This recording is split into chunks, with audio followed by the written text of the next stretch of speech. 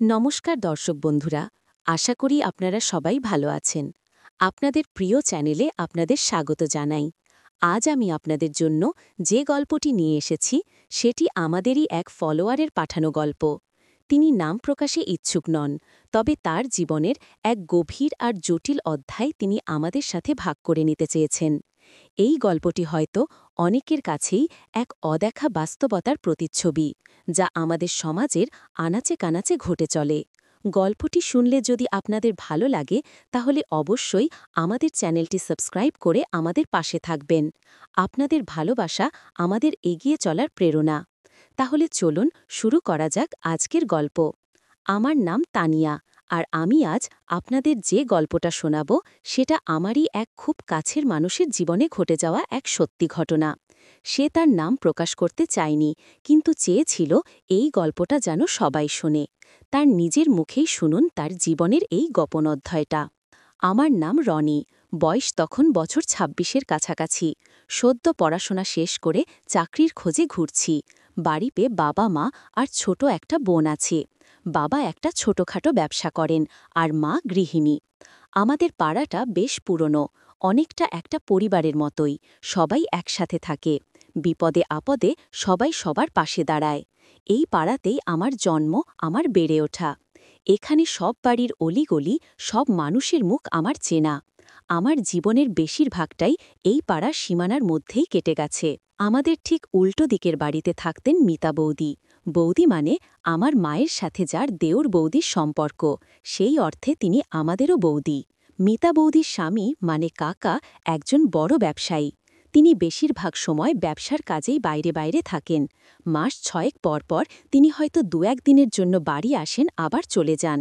এই আসা যাওয়ার মধ্যেই তাদের জীবন বাঁধা। কাকার বয়স ৫০-এর কোঠায় হলেও বৌদির বয়স ৩০-এর কাছাকাছি। বলা যায় আমাদের পাড়ার সবচেয়ে সুন্দরী মহিলাদের মধ্যে একজন। ওনার রূপের খ্যাতি শুধু পাড়াতেই নয়, আশেপাশে আরও ২-৪টে পাড়াতেও ছড়িয়েছিল। ওনার গায়ের রং ফর্সা, শরীরটা একটু ভরাট, যেন কোনো ভাস্করের নিপুণ হাতে গড়া। সবসময়ই একটা স্নিগ্ধ হাসি লেগে থাকত মুখে, যেন কোনো দুঃখই তাকে ছুঁতে পারে না। ওনার শাড়ির ভাঁজে লুকিয়ে থাকা শরীরের প্রতিটি বক্ররেখা আমার চোখে এক নতুন ভাষা তৈরি করত, যা কেবল আমার মনের গভীরেই বোঝা যেত। আমি যখন ওনাকে দেখতাম, আমার ভেতরটা কেমন যেন তোলপাড় করে উঠত। একটা বিদ্যুতের ঝলক যেন আমার শরীর জুড়ে খেলে যেত। কিন্তু মুখে আমি কিছুই প্রকাশ করতাম না, শুধু মন দিয়ে ওনার দিকে তাকিয়ে থাকতাম, আর আমার চোখ ওনার সৌন্দর্যকে পান করত। কাকা যখন বাড়িতে থাকতেন না, তখন মিতা বৌদি একাই থাকতেন। তার একমাত্র মেয়ে থাকে বোর্ডিং স্কুলে। মাঝে মাঝে হয়তো তার নিজের বাড়ির লোক এসে কয়েকদিন থেকে যেত, নয়তো বৌদি একাই দিন কাটাতেন। পাড়ার আর ৫টা বৌদির মতো তিনিও সবার সাথেই মিশে যেতেন সহজে। আমাদের বাড়িতেও তার অবাধ যাতায়াত ছিল। মা আর মিতা বৌদি গল্প করতেন, বাজার নিয়ে আলোচনা করতেন, সংসারের টুকটাকি কথা বলতেন। আমি প্রায়ই দেখতাম বৌদি যখন আমাদের ঘরে এসে মায়ের সাথে গল্প করতেন, তখন আমার দৃষ্টি বারবার তার দিকে চলে যেত। ওনার হাঁটা চলা, কথা বলার ভঙ্গি, হাসির শব্দ, সব কিছুতেই যেন একটা আলাদা ছন্দ ছিল। আমি মুগ্ধ হয়ে শুধু দেখতাম। আমার এই মুগ্ধতা কাউকে বোঝানোর মতো ছিল না, এটা ছিল আমার একান্তই নিজের একটা অনুভূতি। চাকরি না পেয়ে সারাদিন বাড়িতে বসে থাকতে থাকতে আমার কেমন যেন একঘেয়ে লাগত। বিকেলে পাড়ার মোড়ে বন্ধুদের সাথে আড্ডা দিতাম, রাতে ইউটিউবে কিছু মজার ভিডিও দেখতাম, আর দিনের অনেকটা সময় কাটত আমার নিজের ঘরের জানলার পাশে বসে। আমাদের বাড়ির জানলাটা ছিল মিতা বৌদির বাড়ির ঠিক উল্টো দিকে। সেখান থেকে বৌদির বাড়ির উঠোন, এমনকি বসার ঘরটাও দেখা যেত। আমি জানলার পাশে বসে মাঝে মাঝে দেখতাম বৌদি কী করছেন। হয়তো তিনি উঠোনে কাপড় শুকাতে দিচ্ছেন বা টবে জল দিচ্ছেন। তার প্রতিদিনের কাজগুলো দেখাও আমার কাছে একরকম ভালো লাগা তৈরি করত। আমি লক্ষ্য করতাম কাকাকে আমি যতবার দেখেছি তার চেয়ে অনেক বেশিবার দেখেছি মিতা বৌদিকে একা। তার মুখে হাসি লেগে থাকলেও মাঝে মাঝে তার চোখে এক ধরনের বিষণ্ণতা দেখতে পেতাম। এই বিষণ্ণতা আমাকে ভাবাত, কিসের কষ্ট এই সুন্দর মানুষটার মনে লুকিয়ে আছে। একদিন দুপুরের ঘটনা। আমি সেদিন বন্ধুদের সাথে আড্ডা থেকে ফিরে একটু দেরি করেই ঘুমোতে গিয়েছিলাম। ক্লান্ত থাকায় গভীর ঘুম হচ্ছিল। হঠাৎ করে ঘুমটা ভাঙল একটা তীব্র শব্দে। মনে হলো যেন কিছু একটা ভেঙে পড়েছে। তাকিয়ে দেখি দুপুর গড়িয়ে বিকেল হয়ে গেছে। শব্দটা মনে হলো মিতা বৌদির বাড়ি থেকেই এসেছে। কৌতূহল দমন করতে না পেরে আমি জানলার পর্দাটা একটু সরিয়ে উকি দিলাম। যা দেখলাম তার জন্য আমি একেবারেই প্রস্তুত ছিলাম না। মিতা বৌদির বাড়ির উঠোনের এক কোণায় বড় একটা ফুলের টব ছিল, যেটা সম্ভবত অসাবধানতাবশত ভেঙে গেছে। বৌদি সেখানে বাড়িয়েছিলেন, মুখটা ফ্যাকাশে, চোখগুলো লাল। দেখে মনে হচ্ছিল তিনি কাঁদছেন। কিন্তু তিনি একা ছিলেন না। তার সাথে ছিল পাড়ার এক ছেলে, যার নাম সবুজ। সবুজ ছিল একটা বখাটে টাইপের ছেলে। তার স্বভাব চরিত্র পাড়ার কারোরই ভালো লাগত না। তাকে পাড়ার কেউ পছন্দ করত না। পাড়ার প্রায় সবাই তাকে এড়িয়ে চলত। সে প্রায় সময় বৌদিকে নানান রকম আজে বাজে কথা বলে বিরক্ত করত। আমি যখন দেখলাম সবুজ মিতা বৌদির হাত ধরে তাকে কিছু বোঝাচ্ছে, তখন আমার রক্ত মাথায় চড়ে গেল। সবুজ তখন বৌদি হাতটা ধরে টেনে তার শরীরের দিকে আরও কাছে টানছিল। বৌদি নিজেকে ছাড়ানোর চেষ্টা করছেন, কিন্তু সবুজের শক্তি বেশি। বৌদি কোনো মতে তার হাত ছাড়িয়ে নিতে চাইছেন, আর সবুজ তাকে আরও চেপে ধরছে। আমি তখন স্পষ্ট শুনতে পেলাম সবুজ বৌদিকে হুমকি দিয়ে বলছে, যদি মুখ খোলেন তাহলে আমি কিন্তু সব ফাঁস করে দেব। আপনার স্বামী জানলে কি হবে ভেবে দেখেছেন? বৌদি তখন ফুপিয়ে উঠলেন, দোহাই লাগে সবুজ, এমন করিস না, আমার জীবনটা নষ্ট হয়ে যাবে। আমি তো সব কথা শুনব, তুই যা চাইবি তাই দেব, শুধু এই কথাটা কাউকে বলিস না। সবুজ তখন একটা কুটিল হাসি হেসে বলল, সব কথা শুনবেন, যা চাইব তাই দেবেন? তাহলে চলুন, আজ বিকেলে আমাদের পুকুর ঘাটে দেখা করবেন। একা আসবেন, আর যদি না আসেন তাহলে কিন্তু আপনার বাড়ির উঠোনে যে টবটা ভেঙেছে সেটা ঠিক করার জন্য আমি কিন্তু আপনার স্বামীকে ডেকে আনব, আর তার সাথে আরও কিছু পুরনো কথা বলে দেব। সবুজের এই কথাগুলো শুনে আমার মাথা কাজ করা বন্ধ হয়ে গেল। মিতা বৌদির চোখে তখন ভয় আর অসহায়তার এক মিশ্রণ দেখতে পেলাম। তিনি মাথা নিচু করে কাঁদতে কাঁদতে বললেন, ঠিক আছে, আমি আসব, কাউকে কিছু বলিস না। সবুজ একটা বিজয়ের হাসি দিয়ে চলে গেল। বৌদি তখন ধপ করে মাটিতে বসে পড়লেন, আর দু হাতে মুখ থেকে কাঁদতে লাগলেন। আমার সারা শরীর রাগে রিরি করছিল। আমি সবুজকে একদম পছন্দ করতাম না, আর তার এই ধরনের জঘন্য কাজ দেখে আমার ইচ্ছা করছিল ছুটে গিয়ে তাকে ধরে উত্তম মধ্যম দিই। কিন্তু কেন জানি না, আমার পা আটকে গেল। আমি তখনও ঘটনার গভীরতা পুরোপুরি বুঝতে পারিনি, কিন্তু একটা জিনিস স্পষ্ট বুঝেছিলাম, মিতা বৌদি কোনো এক গভীর সমস্যায় পড়েছেন, আর সবুজ সেই সুযোগটা নিচ্ছে। তার দুর্বলতার সুযোগ নিয়ে তাকে ব্ল্যাকমেইল করছে। আমি সেদিন নিজেকে অনেক কষ্টে সামলে নিলাম। বিকেল হওয়ার আগেই আমার মনটা কেমন যেন ছটপট করতে লাগল। আমি ভাবলাম, মিতা বৌদি কি সত্যিই পুকুরঘাটে যাবেন? সবুজ কি করবে তার সাথে? এসব ভাবনা আমার মাথায় ঘুরপাক খেতে লাগল। আমার ভেতরে এক অদ্ভুত উদ্বেগ তৈরি হল। আমি এক রকম সিদ্ধান্তই নিয়ে ফেললাম যে আমি বৌদির পিছু নেব, আর যদি সবুজ কোনো রকম খারাপ কাজ করার চেষ্টা করে তাহলে আমি তাকে আটকাব। বিকাল গড়িয়ে যখন প্রায় সন্ধ্যা নেমে আসছে, তখন মিতা বৌদি খুব সন্তর্পণে ঘর থেকে বের হলেন। তার মুখটা তখনও ফ্যাকাশে, চোখগুলো ফোলা। তিনি শাড়ির আঁচলটা ভালো করে মাথায় টেনে নিলেন, যেন কেউ তাকে চিনতে না পারে। আমি দ্রুত পোশাক পরিবর্তন করে তার পিছু নিলাম। আমি তাকে দেখার জন্য একটু দূরে দূরে হাঁটছিলাম। পাড়ার শেষ প্রান্তে একটা পুরনো পুকুর ঘাট আছে, সেটাই ছিল তাদের সাক্ষাৎস্থল। আমি একটা ঝোপের আড়ালে লুকিয়ে পড়লাম। কিছুক্ষণের মধ্যেই সবুজ সেখানে এসে পৌঁছাল। তার মুখে সেই কুটিল হাসি। সে বৌদির দিকে তাকিয়ে বলল, এসেছেন তাহলে? ভাবলাম বুঝি ভয়ে পালিয়ে যাবেন। বৌদি কোনো কথা না বলে মাথা নিচু করে দাঁড়িয়ে রইল। সবুজ তার দিকে আরও এগিয়ে আসলো, তার হাত ধরে টানতে লাগল। চলুন, এই দিকটা একটু নির্জন আছে, সেখানে গিয়ে কথা বলি। বৌদি ভয়ে কাঁপতে কাঁপতে বললেন, না সবুজ, যা বলার এখানেই বল, আমি আর কোথাও যেতে পারবো না। সবুজ তখন তার হাতটা আরও শক্ত করে ধরে বলল, আমার সাথে ফাজলামি করবেন না। আমি কি বলেছি মনে নেই? আপনি তো বলেছিলেন যা চাইব তাই দেবেন, এখন কথা ঘোরাচ্ছেন কেন? আমি আর নিজেকে ধরে রাখতে পারলাম না। আমার রক্ত গরম হয়ে উঠল। আমি ঝোপের আড়াল থেকে বেরিয়ে এসে সবুজের সামনে দাঁড়ালাম। সবুজ আমাকে দেখে অবাক হয়ে গেল। তার মুখটা কেমন যেন ফ্যাকাশে হয়ে গেল। এই সবুজ, তুই এখানে কি করছিস? আমার গলার স্বর শুনে সবুজ একটু হচকে গিয়ে গেল। মিতা বৌদি আমাকে দেখে যেন স্বস্তির নিঃশ্বাস ফেললেন, কিন্তু তার চোখগুলো তখনও ভয়ে কুঁকড়ে ছিল। সবুজ নিজেকে সামলে নিয়ে বলল, আরে রনি ভাই, তুমি এখানে কি করছো? আমি তো বৌদির সাথে একটু দরকারি কথা বলছিলাম। আমি তার দিকে কঠিন চোখে তাকিয়ে বললাম, তোকে দেখে তো মনে হচ্ছে না তুই কোনো দরকারি কথা বলছিলি। আর দরকারি কথা যদি হয় তাহলে পুকুর ঘাটে এসে নির্জন জায়গায় কেন? দিনের আলোয় বাড়িতে কথা বলতে পারিস না?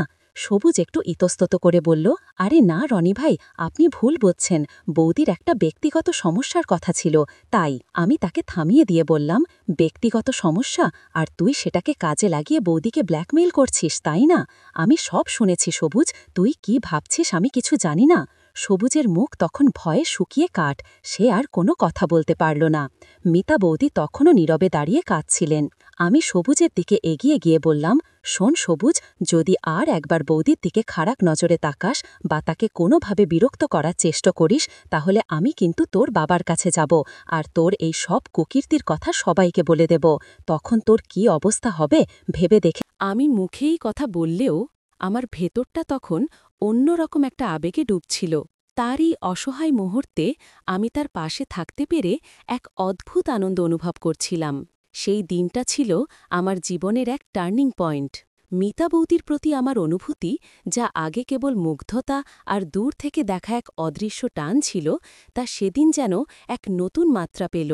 আমি তাকে আরও বেশি করে জানতে চাইলাম, তার মনের ভেতরের দুঃখগুলো বুঝতে চাইলাম। পরের দিন সকালে বৌদি আমাদের বাড়িতে এলেন। তিনি মায়ের সাথে কথা বলছিলেন, কিন্তু আমার দিকে মাঝে মাঝে তাকাচ্ছিলেন। তার চোখে এক ধরনের গোপন বার্তা ছিল, যা কেবল আমি বুঝতে পারছিলাম। তিনি আমাকে দেখে একটু হাসলেন, আর আমিও তাকে দেখে হাসলাম। আমাদের দুজনের মাঝখানে একটা অদৃশ্য সেতু তৈরি হয়ে গিয়েছিল, যার নাম ছিল গোপন। এরপর থেকে আমার আর বৌদির মধ্যে কথাবার্তা বেড়ে গেল। আগে যেখানে তিনি শুধু মায়ের সাথে কথা বলতেন, এখন আমার সাথেও তার টুকটাক কথা হতো। আমি হয়তো কিছু একটা করছিলাম, তিনি এসে জিজ্ঞেস করতেন, কি করছিস রনি? বা কই রে রনি, আজ কোথায় যাচ্ছিস? তার এই ছোট্ট ছোট্ট প্রশ্নগুলো আমার কাছে খুব ভালো লাগত। আমি তার সাথে কথা বলার জন্য সুযোগ খুঁজতাম। একদিন বিকেলে আমি ছাদে কাপড় শুকাতে গিয়েছিলাম। দেখি মিতা বৌদিও তার ছাদে কাপড় শুকাতে এসেছেন। আমাদের ছাদগুলো পাশাপাশি, মাঝখানে শুধু একটা দেওয়াল। আমি তাকে দেখে বললাম, কি বৌদি, আজ একা একা কাপড় শুকাচ্ছেন? তিনি আমার দিকে তাকিয়ে একটু হাসলেন। তার সেই হাসিটা আমার মন কেড়ে নিত। তিনি বললেন, হ্যাঁ রে রনিস, আজ বাড়িতে আর কেউ নেই, একাই তো সব কাজ করতে হয়। তার গলার স্বরে কেমন যেন এক ধরনের ক্লান্তি আর একাকিত্ব ছিল। আমি তার দিকে তাকিয়ে বললাম, কাকা তো বেশিরভাগ সময় বাইরেই থাকেন, আপনার তো খুব একা লাগে তাই না বৌদি? আমার এই প্রশ্ন শুনে তিনি মুহূর্তের জন্য চুপ করে গেলেন। তার চোখে আবার সেই বিষণ্ণতা ফিরে এলো। তিনি একটা দীর্ঘশ্বাস ফেলে বললেন, কি আর বলব রে রনি, এটাই তো আমার জীবন, কপাল মন্দ হলে যা হয় আর কি। তার এই কথা শুনে আমার মনটা কেমন যেন করে উঠল। আমি তার কাছে গিয়ে বললাম, সবাই আপনাকে দেখে ভাবে আপনার কত সুখ, কত আনন্দ, কিন্তু আপনার ভেতরের কষ্টটা কেউ বোঝে না। তিনি আমার দিকে অবাক হয়ে তাকালেন। তার চোখে এক ধরনের বিস্ময় ছিল, যেন আমি তার মনের কথা বলে দিয়েছি। তিনি বললেন, তুই কি করে বুঝলি রনি? আমার মনের কথা কেউ বোঝে না, কেউ জানতেও চায় না। আমি তার দিকে তাকিয়ে বললাম, আমি হয়তো সবটা বুঝতে পারি না, কিন্তু আপনার চোখে সেই কষ্টটা আমি দেখতে পাই। সেই দিনের ঘটনাটার পর থেকে আমি আপনাকে আরও বেশি করে খেয়াল করতে শুরু করেছি। মনে হয় আপনার সাথে আমার একটা অন্যরকম টান তৈরি হয়ে গেছে। আমার এই কথাগুলো শুনে বৌদি কেমন যেন থমকে গেলেন। তার চোখগুলো আমার চোখে আটকে গেল। আমাদের দুজনের মধ্যে যেন একটা নীরবতা নেমে এলো, যেখানে শুধু আমাদের হৃৎস্পন্দন শোনা যাচ্ছিল। সেই মুহূর্তে ওর ভেতরের অস্থিরতা আর আমার ভেতরের গোপন আকাঙ্ক্ষা দুজনেরই যেন এক অদৃশ্য সুতোয় বাঁধা পড়ল। আমি তার দিকে তাকিয়ে রইলাম, আর আমার মন চাইছিল তাকে জড়িয়ে ধরে তার সব কষ্ট ভুলিয়ে দিই। তিনি দ্রুত নিজেকে সামলে নিলেন। কি বলছিস রনি, তুই এসব কি বলছিস? তার গলায় একটু ঝাঁঝালো ভাব ছিল, কিন্তু তার চোখে ছিল এক ধরনের জিজ্ঞাসা। আমি মাথা নিচু করে বললাম, আমি জানি বৌদি, এটা হয়তো বলা ঠিক নয়, কিন্তু সত্যি বলতে কি, আপনাকে যখন দেখি তখন আমার বুকের ভেতরটা কেমন যেন করে ওঠে। আপনার দুঃখ দেখলে আমারও কষ্ট হয়। বৌদি আমার দিকে অনেকক্ষণ চুপ করে তাকিয়ে রইলেন। তারপর একটা দীর্ঘশ্বাস ফেলে বললেন, রনি, তুই এখনো অনেক ছোট, এসব কথা তোর বোঝা উচিত নয়। আর আমার জীবনের সমস্যা নিয়ে তুই মাথা ঘামাস না। তিনি কথা বললেও তার গলার স্বরে সেই ঝাঁঝালো ভাবটা ছিল না, বরং একটা নরম সুর ছিল, যেন তিনি নিষেধ করলেও আমার কথাগুলো তার ভালো লেগেছে। আমি বুঝলাম আমি তার মনের গভীরে একটু হলেও প্রবেশ করতে পেরেছি। সেই দিনের পর থেকে আমার আর বৌদির সম্পর্কটা আরও এক ধাপ এগিয়ে গেল। আমরা দুজনেই যেন একে অপরের কাছে আরও বেশি করে আসতে লাগলাম। তিনি যখনই আমাদের বাড়িতে আসতেন, আমি তার সাথে কথা বলার সুযোগ খুঁজতাম। তিনি হয়তো রান্নাঘরে মায়ের সাথে কথা বলছেন, আমি গিয়ে বলতাম, বৌদি, চা খাবেন নাকি, আমি বানিয়ে দিচ্ছি, বা বৌদি, এই কাজটা কি আমি করে দেব। আমার এই আগ্রহ দেখে মা হাসতেন আর বৌদিও মৃদু হাসতেন। আমি লক্ষ্য করতাম তিনি যখন আমার দিকে তাকাতেন তখন তার চোখে এক ধরনের নীরব ভাষা ফুটে উঠত।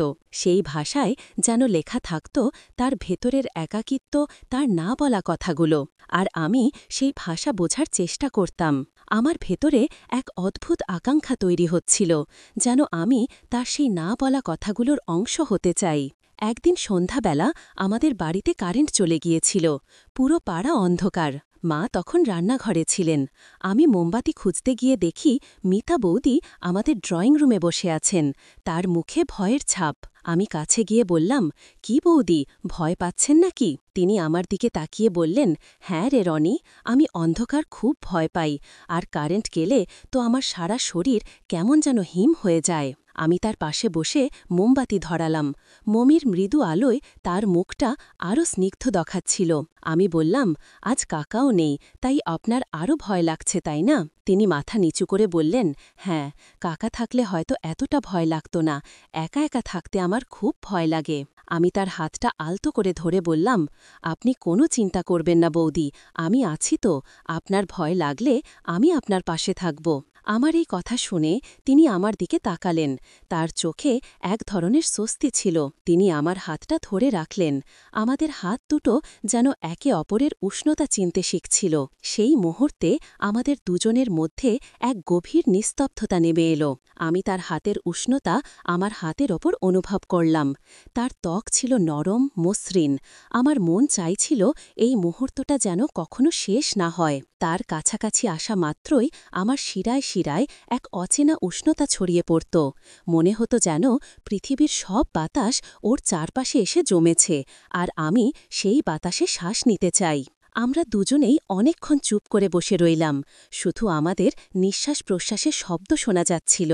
আমি তার দিকে তাকিয়েছিলাম আর তিনি আমার দিকে তাকিয়েছিলেন।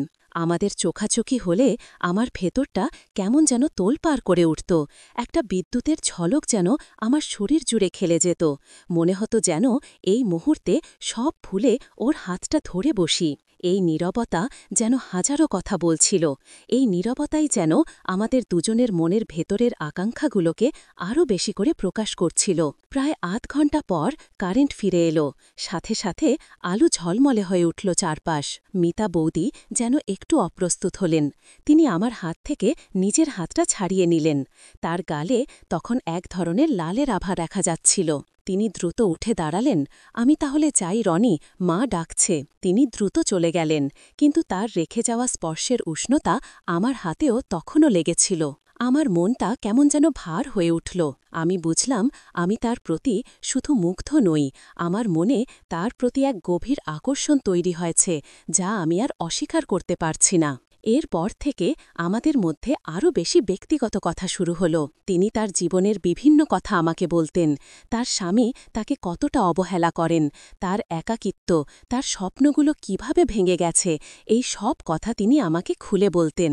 আমি তার কথাগুলো মনোযোগ দিয়ে শুনতাম আর তাকে সান্ত্বনা দেওয়ার চেষ্টা করতাম। আমি তাকে বলতাম, আপনার মতো একজন সুন্দরী আর ভালো মনের মানুষের সাথে এমন হওয়াটা ঠিক নয় বৌদি, আপনার কপালে আরও ভালো কিছু লেখা আছে। আমার এই কথাগুলো শুনে তিনি হাসতেন, কিন্তু সেই হাসিতে এক ধরনের বিষণ্ণতা লেগে টাকত। তিনি আমার দিকে তাকিয়ে বলতেন, আমার কপালে যা লেখা আছে সেটাই তো পাচ্ছি রনি, এর চেয়ে ভালো কিছু পাওয়ার আশা আর করি না। আমি তাকে বলতাম, আশা হারাবেন না বৌদি, জীবন কখন কোন দিকে মোড় নেয় কে বলতে পারে। আমার এই কথাগুলো তাকে হয়তো একটু হলেও সাহস জোগাত। তিনি আমার সাথে কথা বলতে স্বস্তি পেতেন। আমি লক্ষ্য করতাম তিনি যখন আমার সাথে কথা বলতেন তখন তার চোখে এক ধরনের উজ্জ্বলতা ফিরে আসত।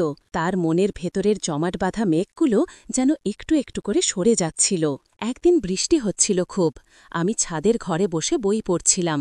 হঠাৎ দেখি মিতা বৌদি আমাদের বাড়ির নিচে দাঁড়িয়ে আমাকে ডাকছেন। আমি নিচে গিয়ে দেখি তিনি ভেজা কাপড়ে দাঁড়িয়ে আছেন। কি হয়েছে বৌদি, এভাবে ভিজছেন কেন?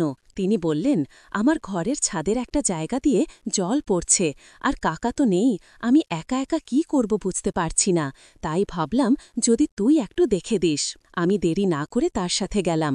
তার বাড়িতে গিয়ে দেখলাম সত্যি তার বসার ঘরের ছাদেন একটা ছোট্ট অংশ দিয়ে জল পড়ছিল। আমি বললাম, ঠিক আছে বৌদি, আমি দেখছি। আমি একটা মই এনে ছাদে উঠলাম।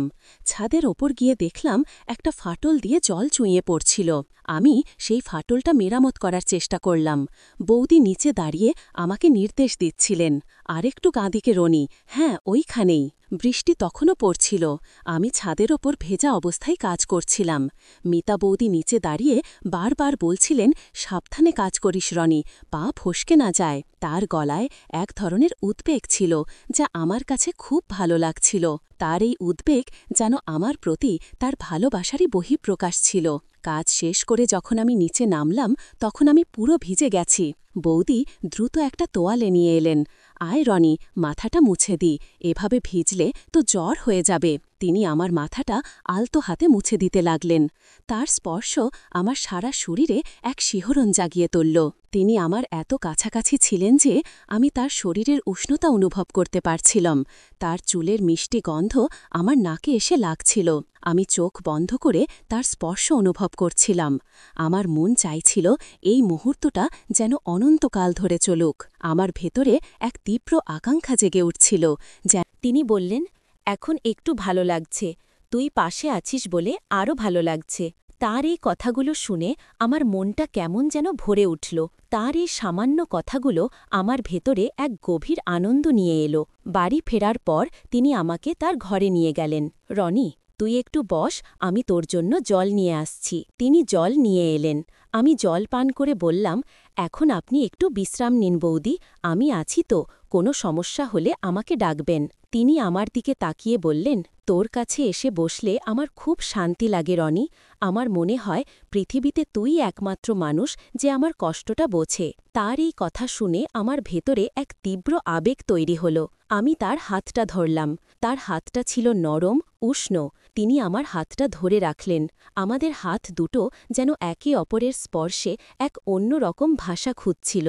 আমি তার দিকে এগিয়ে গেলাম আর তাকে আলতো করে আমার বুকের কাছে টেনে নিলাম। তিনি কোনো বাধা দিলেন না, বরং আমার বুকের ওপর মাথা রাখলেন। তার উষ্ণ নিঃশ্বাস আমার ঘাড়ের ওপর পড়ছিল। সেই মুহূর্তে আমাদের দুজনের মধ্যে এক গভীর নিস্তব্ধতা নেমে এলো। আমি তার শরীরের উষ্ণতা অনুভব করছিলাম। তার চুলের মিষ্টি গন্ধ আমার নাকে আসছিল। আমি তার কপালে আলতো করে একটা চুমু খেলাম। তিনি চোখ বন্ধ করে রাখলেন। তার শরীরটা কেমন যেন শিথিল হয়ে গেল। সেই মুহূর্তে আমার মনে হল পৃথিবীর সব সুখ যেন আমার হাতের মুঠোয়। আমি তাকে আরও শক্ত করে জড়িয়ে ধরলাম আর তার কানে কানে বললাম, আমি সব সময় আপনার পাশে থাকব বৌদি, সব সময়। তিনি আমার বুকে মুখ গুজে ফিসফিস করে বললেন, আমিও তোকে আমার পাশে চাই রনি, আমার জীবনে তুই ছাড়া আর কেউ নেই। আমাদের এই সম্পর্কটা তখন এক নতুন দিকে মোড় নিচ্ছিল। এটা ছিল এক অবৈধ সম্পর্ক যা সমাজের চোখে কখনোই মেনে নেওয়া যাবে না, কিন্তু আমাদের দুজনের কাছে এটা ছিল এক গভীর আশ্রয়, এক নিদারুণ একাকিত্বের সমাধান। আমরা দুজনেই জানতাম আমাদের এই সম্পর্কের কোনো সামাজিক মর্যাদা নেই, কিন্তু আমাদের মনের ভেতরে এই সম্পর্কটা ছিল পৃথিবীর সবচেয়ে সত্যি সম্পর্ক। এরপর থেকে আমাদের মধ্যে আরও গভীর সম্পর্ক তৈরি হল। আমরা দুজনেই যেন একে অপরের কাছে আরও বেশি করে ধরা দিতে লাগলাম। আমাদের সময়গুলো যেন একে অপরের সাথে কাটাতে ভালো লাগত। তিনি আমার সাথে গল্প করতেন, আমার মনের কথা শুনতেন। আমি তাকে দেখতাম আর আমার ভেতরটা কেমন যেন শান্ত হয়ে যেত। আমি তার চোখে দেখতাম এক ধরনের তৃপ্তি, যা আগে কখনো দেখিনি। এক বৃষ্টি ভেজা দুপুরে আমি মিতা বৌদির ঘরে বসেছিলাম। তিনি রান্নাঘরে কাজ করছিলেন। হঠাৎ করে কারেন্ট চলে গেল। চারিদিকে অন্ধকার। আমি তাকে ডাকলাম, বৌদি, কারেন্ট চলে গেছে। তিনি রান্নাঘর থেকে বেরিয়ে এলেন। তার মুখে এক ধরনের ভয়ের ছাপ। আমি উঠে তার কাছে গেলাম। তাকে ধরে আমার আরও কাছে টেনে নিলাম। তিনি আমার বুকে মাথা রাখলেন। তার নরম শরীর আমার শরীরের সাথে মিশে গেল। আমি তার মাথায় হাত বুলিয়ে দিতে লাগলাম। তিনি আমার হাতটা শক্ত করে ধরে রাখলেন। আমাদের দুজনের মধ্যে এক গভীর নিস্তব্ধতা নেমে এলো। আমি তার চুলের গন্ধ নিচ্ছিলাম। তার শরীরের প্রতিটি উষ্ণতা আমাকে আরও বেশি করে তার দিকে টানছিল। আমি তার কানে ফিসফিস করে বললাম, ভয় নেই বৌদি, আমি তো আছি। তিনি আমার বুকে মুখ গুজে বললেন, তুই থাকলে আমার কোনো ভয় নেই রনি, তুই আমার সব। আমাদের শ্বাস-প্রশ্বাসের গতি বেড়ে গেল। সেই মুহূর্তে আমাদের দুজনের মধ্যে আর কোনো সামাজিক বন্ধন ছিল না, ছিল শুধু দুটি শরীর আর দুটি মনের তীব্র আকাঙ্ক্ষা। আমাদের হাতগুলো একে অপরের উষ্ণতা চিনতে শিখছিল, আর শরীরগুলো একে অপরের সান্নিধ্যের জন্য আকুল হয়ে উঠছিল। আমি তার ভেতরের কম্পন অনুভব করছিলাম, আর আমার ভেতরটাও তখন এক তীব্র আবেগে থরথর করে কাঁপছিল। আমাদের এই গোপন সম্পর্কটা দিন দিন আরও গভীরে প্রবেশ করতে লাগল। আমরা দুজনেই জানতাম এই সম্পর্কটা বিপজ্জনক, কিন্তু আমরা কেউই এই সম্পর্ক থেকে বেরিয়ে আসতে পারছিলাম না। আমাদের এই ভালোবাসাটা ছিল সমাজের চোখে নিষিদ্ধ, কিন্তু আমাদের কাছে ছিল একমাত্র আশ্রয়। বন্ধুরা, গল্পটা এখানেই শেষ নয়। সম্পর্কের এই জটিল সুতোটা কোথায় গিয়ে ঠেকবে তা জানতে হলে আপনাদের আরও অপেক্ষা করতে হবে। যদি এই গল্পটা আপনাদের মনে কোনো দাগ কেটে থাকে, যদি আপনাদের ভালো লেগে থাকে, তাহলে অবশ্যই আমাদের চ্যানেলটি সাবস্ক্রাইব করে আমাদের সাথেই থাকুন।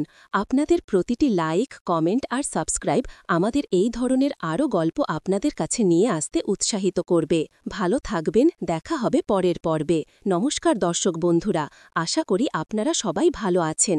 আপনাদের প্রিয় চ্যানেলে আপনাদের স্বাগত জানাই। আজ আমি আপনাদের জন্য যে গল্পটি নিয়ে এসেছি সেটি আমাদেরই এক ফলোয়ারের পাঠানো গল্প।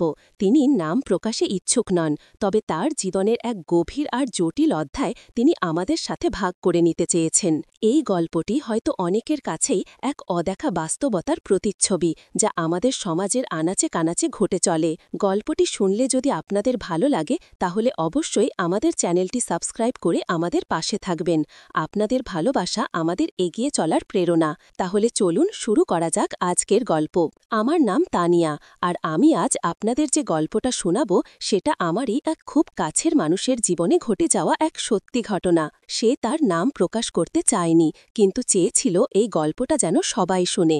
তার নিজের মুখেই শুনুন তার জীবনের এই গোপন অধ্যায়টা। আমার নাম রনি, বয়স তখন বছর ২৬-এর কাছাকাছি। সদ্য পড়াশোনা শেষ করে চাকরির খোঁজে ঘুরছি। বাড়িতে বাবা মা আর ছোট একটা বোন আছে। বাবা একটা ছোটখাটো ব্যবসা করেন, আর মা গৃহিণী। আমাদের পাড়াটা বেশ পুরনো, অনেকটা একটা পরিবারের মতোই সবাই একসাথে থাকে। বিপদে আপদে সবাই সবার পাশে দাঁড়ায়। এই পাড়াতেই আমার জন্ম, আমার বেড়ে ওঠা। এখানে সব বাড়ির অলিগলি, সব মানুষের মুখ আমার চেনা। আমার জীবনের বেশিরভাগটাই এই পাড়ার সীমানার মধ্যেই কেটে গেছে। আমাদের ঠিক উল্টো দিকের বাড়িতে থাকতেন মিতা বৌদি। বৌদি মানে আমার মায়ের সাথে যার দেওর বৌদির সম্পর্ক, সেই অর্থে তিনি আমাদেরও বৌদি। মিতা বৌদির স্বামী মানে কাকা একজন বড় ব্যবসায়ী। তিনি বেশিরভাগ সময় ব্যবসার কাজেই বাইরে বাইরে থাকেন।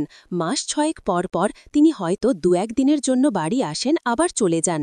এই আসা যাওয়ার মধ্যেই তাদের জীবন বাঁধা। কাকার বয়স ৫০-এর কোঠায় হলেও বৌদির বয়স ৩০-এর কাছাকাছি। বলা যায় আমাদের পাড়ার সবচেয়ে সুন্দরী মহিলাদের মধ্যে একজন। ওনার রূপের খ্যাতি শুধু পাড়াতেই নয়, আশপাশে আরও ২-৪টে পাড়াতেও ছড়িয়েছিল। ওনার গায়ের রং ফর্সা, শরীরটা একটু ভরাট, যেন কোনো ভাস্করের নিপুণ হাতে গড়া। সব সময়ই একটা স্নিগ্ধ স্নিগ্ধ হাসি লেগে থাকত মুখে, যেন কোনো দুঃখই তাকে ছুঁতে পারে না। ওনার শাড়ির ভাঁজে লুকিয়ে থাকা শরীরের প্রতিটি বক্ররেখা আমার চোখে এক নতুন ভাষা তৈরি করত, যা কেবল আমার মনের গভীরেই বোঝা যেত। আমি যখনই ওনাকে দেখতাম আমার ভেতরটা কেমন যেন তোলপাড় করে উঠত, একটা বিদ্যুতের ঝলক যেন আমার শরীর জুড়ে খেলে যেত। কিন্তু মুখে আমি কিছুই প্রকাশ করতাম না, শুধু মন দিয়ে ওনার দিকে তাকিয়ে থাকতাম, আর আমার চোখ ওনার সৌন্দর্যকে পান করত। কাকা যখন বাড়িতে থাকতেন না, তখন মিতা বৌদি একাই থাকতেন। তার একমাত্র মেয়ে থাকে বোর্ডিং স্কুলে। মাঝে মাঝে হয়তো তার নিজের বাড়ির লোক এসে কয়েকদিন থেকে যেত, নয়তো বৌদি একাই দিন কাটাতেন। পাড়ার আর 5টা বৌদির মতো তিনিও সবার সাথেই মিশে যেতেন সহজে। আমাদের বাড়িতেও তার অবাধ যাতায়াত ছিল। মা আর মিতা বৌদি গল্প করতেন, বাজার নিয়ে আলোচনা করতেন, সংসারের টুকটাকি কথা বলতেন। আমি প্রায়ই দেখতাম বৌদি যখন আমাদের ঘরে এসে মায়ের সাথে গল্প করতেন, তখন আমার দৃষ্টি বারবার তার দিকে চলে যেত। ওনার হাঁটা চলা, কথা বলার ভঙ্গি, হাসির শব্দ, সব কিছুতেই যেন একটা আলাদা ছন্দ ছিল। আমি মুগ্ধ হয়ে শুধু দেখতাম। আমার এই মুগ্ধতা কাউকে বোঝানোর মতো ছিল না, এটা ছিল আমার একান্তই নিজের একটা অনুভূতি। চাকরি না পেয়ে সারাদিন বাড়িতে বসে থাকতে থাকতে আমার কেমন যেন একঘেয়ে লাগত। বিকেলে পাড়ার মোড়ে বন্ধুদের সাথে আড্ডা দিতাম, রাতে ইউটিউবে কিছু মজার ভিডিও দেখতাম, আর দিনের অনেকটা সময় কাটত আমার নিজের ঘরের জানালার পাশে বসে। আমাদের বাড়ির জানালাটা ছিল মিতা বৌদির বাড়ির ঠিক উল্টো দিকে। সেখান থেকে বৌদির বাড়ির উঠোন, এমনকি বসার ঘরটাও দেখা যেত। আমি জানালার পাশে বসে মাঝে মাঝে দেখতাম বৌদি কি করছেন। হয়তো তিনি উঠোনে কাপড় শুকাতে দিচ্ছেন বা টবে জল দিচ্ছেন। তার প্রতিটি কাজগুলো দেখাও আমার কাছে একরকম ভালো লাগা তৈরি করত। আমি লক্ষ্য করতাম কাকাকে আমি যতবার দেখেছি তার চেয়ে অনেক বেশিবার দেখেছি মিতা বৌদিকে একা। তার মুখে হাসি লেগে থাকলেও মাঝে মাঝে তার চোখে এক ধরনের বিষণ্ণতা দেখতে পেতাম। এই বিষণ্ণতা আমাকে ভাবাত কিসের কষ্ট এই সুন্দর মানুষটার মনে লুকিয়ে আছে। একদিন দুপুরের ঘটনা, আমি সেদিন বন্ধুদের সাথে আড্ডা থেকে ফিরে একটু দেরি করেই ঘুমোতে গিয়েছিলাম। ক্লান্ত থাকায় গভীর ঘুম হচ্ছিল। হঠাৎ করে ঘুমটা ভাঙল একটা তীব্র শব্দে। মনে হলো যেন কিছু একটা ভেঙে পড়েছে। তাকিয়ে দেখি দুপুর গড়িয়ে বিকেল হয়ে গেছে। শব্দটা মনে হলো মিতা বৌদির বাড়ি থেকেই এসেছে। কৌতূহল দমন করতে না পেরে আমি জানালার পর্দাটা একটু সরিয়ে উঁকি দিলাম। যা দেখলাম তার জন্য আমি একেবারেই প্রস্তুত ছিলাম না। মিতা বৌদির বাড়ির উঠোনের এক কোণায় একটা বড় ফুলের টব ছিল, যেটা সম্ভবত অসাবধানতাবশত ভেঙে গেছে। বৌদি সেখানে দাঁড়িয়েছিলেন, মুখটা ফ্যাকাশে, চোখগুলো লাল। দেখে মনে হচ্ছিল তিনি কাঁদছেন। কিন্তু তিনি একা ছিলেন না, তার সাথে ছিল পাড়ার এক ছেলে, যার নাম সবুজ। সবুজ ছিল একটা বখাটে টাইপের ছেলে। তার স্বভাব চরিত্র পাড়ার কারোরই ভালো লাগত না। তাকে পাড়ার কেউ পছন্দ করত না। পাড়ার প্রায় সবাই তাকে এড়িয়ে চলত। সে প্রায় সময় বৌদিকে নানান রকম আজে বাজে কথা বলে বিরক্ত করত। আমি যখন দেখলাম সবুজ মিতা বৌদির হাত ধরে তাকে কিছু বোঝাচ্ছে, তখন আমার রক্ত মাথায় চড়ে গেল। সবুজ তখন বৌদির হাতটা ধরে টেনে তার শরীরের দিকে আরও কাছে টানছিল। বৌদি নিজেকে ছাড়ানোর চেষ্টা করছেন, কিন্তু সবুজের শক্তি বেশি। বৌদি কোনো মতে তার হাত ছাড়িয়ে নিতে চাইছেন, আর সবুজ তাকে আরও চেপে ধরছে। আমি তখন স্পষ্ট শুনতে পেলাম সবুজ বৌদিকে হুমকি দিয়ে বলছে, যদি মুখ খোলেন তাহলে আমি কিন্তু সব ফাঁস করে দেব। আপনার স্বামী জানলে কি হবে ভেবে দেখেছেন? বৌদি তখন ফুপিয়ে উঠলেন, দোহাই লাগে সবুজ, এমন করিস না, আমার জীবনটা নষ্ট হয়ে যাবে। আমি তোর সব কথা শুনব, তুই যা চাইবি তাই দেব, শুধু এই কথাটা কাউকে বলিস না। সবুজ তখন একটা কুটিল হাসি হেসে বলল, ভাবলাম বুঝি ভয়ে পালিয়ে যাবেন। বৌদি কোনো কথা না বলে মাথা নিচু করে দাঁড়িয়ে রইলেন। সবুজ তার দিকে আরও এগিয়ে এলো, তার হাত ধরে টানতে লাগল। চলুন, এই দিকটা একটু নির্জন আছে, সেখানে গিয়ে কথা বলি। বৌদি ভয়ে কাঁপতে কাঁপতে বললেন, না সবুজ, যা বলার এখানেই বল, আমি আর কোথাও যেতে পারব না। সবুজ তখন তার হাতটা আরও শক্ত করে ধরে বলল, আমার সাথে ফাজলামি করবেন না। আমি কি বলেছি মনে নেই? আপনি তো বলেছিলেন যা চাইব তাই দেবেন, এখন কথা ঘোরাচ্ছেন কেন? আমি আর নিজেকে ধরে রাখতে পারলাম না, আমার রক্ত গরম হয়ে উঠল। আমি ঝোপের আড়াল থেকে বেরিয়ে এসে সবুজের সামনে দাঁড়ালাম। সবুজ আমাকে দেখে অবাক হয়ে গেল, তার মুখটা কেমন যেন ফ্যাকাশে হয়ে গেল। এই সবুজ, তুই এখানে কি করছিস? আমার গলার স্বর শুনে সবুজ একটু হচকিয়ে গেল। মিতা বৌদি আমাকে দেখে যেন স্বস্তির নিঃশ্বাস ফেললেন, কিন্তু তার চোখগুলো তখনও ভয় কুঁকড়ে ছিল। সবুজ নিজেকে সামলে নিয়ে বলল, আরে রনি ভাই, তুমি এখানে কি করছো? আমি তো বৌদির সাথে একটু দরকারি কথা বলছিলাম। আমি তার দিকে কঠিন চোখে তাকিয়ে বললাম, তোকে দেখে তো মনে হচ্ছে না তুই কোনো দরকারি কথা বলছিলি, আর দরকারি কথা যদি হয় তাহলে পুকুর ঘাটে এসে নির্জন জায়গায় কেন? দিনের আলোয় বাড়িতে কথা বলতে পারিস না? সবুজ একটু ইতস্তত করে বলল, আরে না রনিথয়, আপনি ভুল বুঝছেন, বৌদির একটা ব্যক্তিগত সমস্যার কথা ছিল, তাই। আমি তাকে থামিয়ে দিয়ে বললাম, ব্যক্তিগত সমস্যা, আর তুই সেটাকে কাজে লাগিয়ে বৌদিকে ব্ল্যাকমেল করছিস, তাই না? আমি সৎ শুনেছি সবুজ, তুই কি ভাবছিস আমি কিছু জানি না? সবুজের মুখ তখন ভয়ে শুকিয়ে কাঠ, সে আর কোনো কথা বলতে পারল না। মিতা বৌদি তখনও নীরবে দাঁড়িয়ে কাঁদছিলেন। আমি সবুজের দিকে এগিয়ে গিয়ে বললাম, শোন সবুজ, যদি আর একবার বৌদির দিকে খারাপ নজরে তাকাস বা তাকে কোনোভাবে বিরক্ত করার চেষ্টা করিস, তাহলে আমি কিন্তু তোর বাবার কাছে যাব, আর তোর এই সব কুকীর্তির কথা সবাইকে বলে দেব। তখন তোর কি অবস্থা হবে ভেবে দেখেছিস? সবুজ ভয়ে কাঁপতে কাঁপতে বলল, না না রনি ভাই, আমি আর এমন কাজ করব না, আমাকে ছেড়ে দিন, আমি আর বৌদিকে কোনোদিন বিরক্ত করব না। আমি তখন তাকে কঠিনভাবে সতর্ক করে সেখান থেকে তাড়িয়ে দিলাম। সবুজ আর এক মুহূর্ত সেখানে দাঁড়াল না, দ্রুত সেখান থেকে পালিয়ে গেল। সবুজ চলে যাওয়ার পর মিতা বৌদি আমার দিকে তাকালেন। তার চোখে কৃতজ্ঞতা, কিন্তু তার সাথে ছিল এক গভীর লজ্জা আর ভয়। তিনি কিছু বলতে চাইলেন, কিন্তু তার গলা দিয়ে কোনো শব্দ বের হল না। আমি তার কাছে গিয়ে বললাম, বৌদি, আপনি ঠিক আছেন তো? সবুজ আপনাকে কিছু বলেনি তো?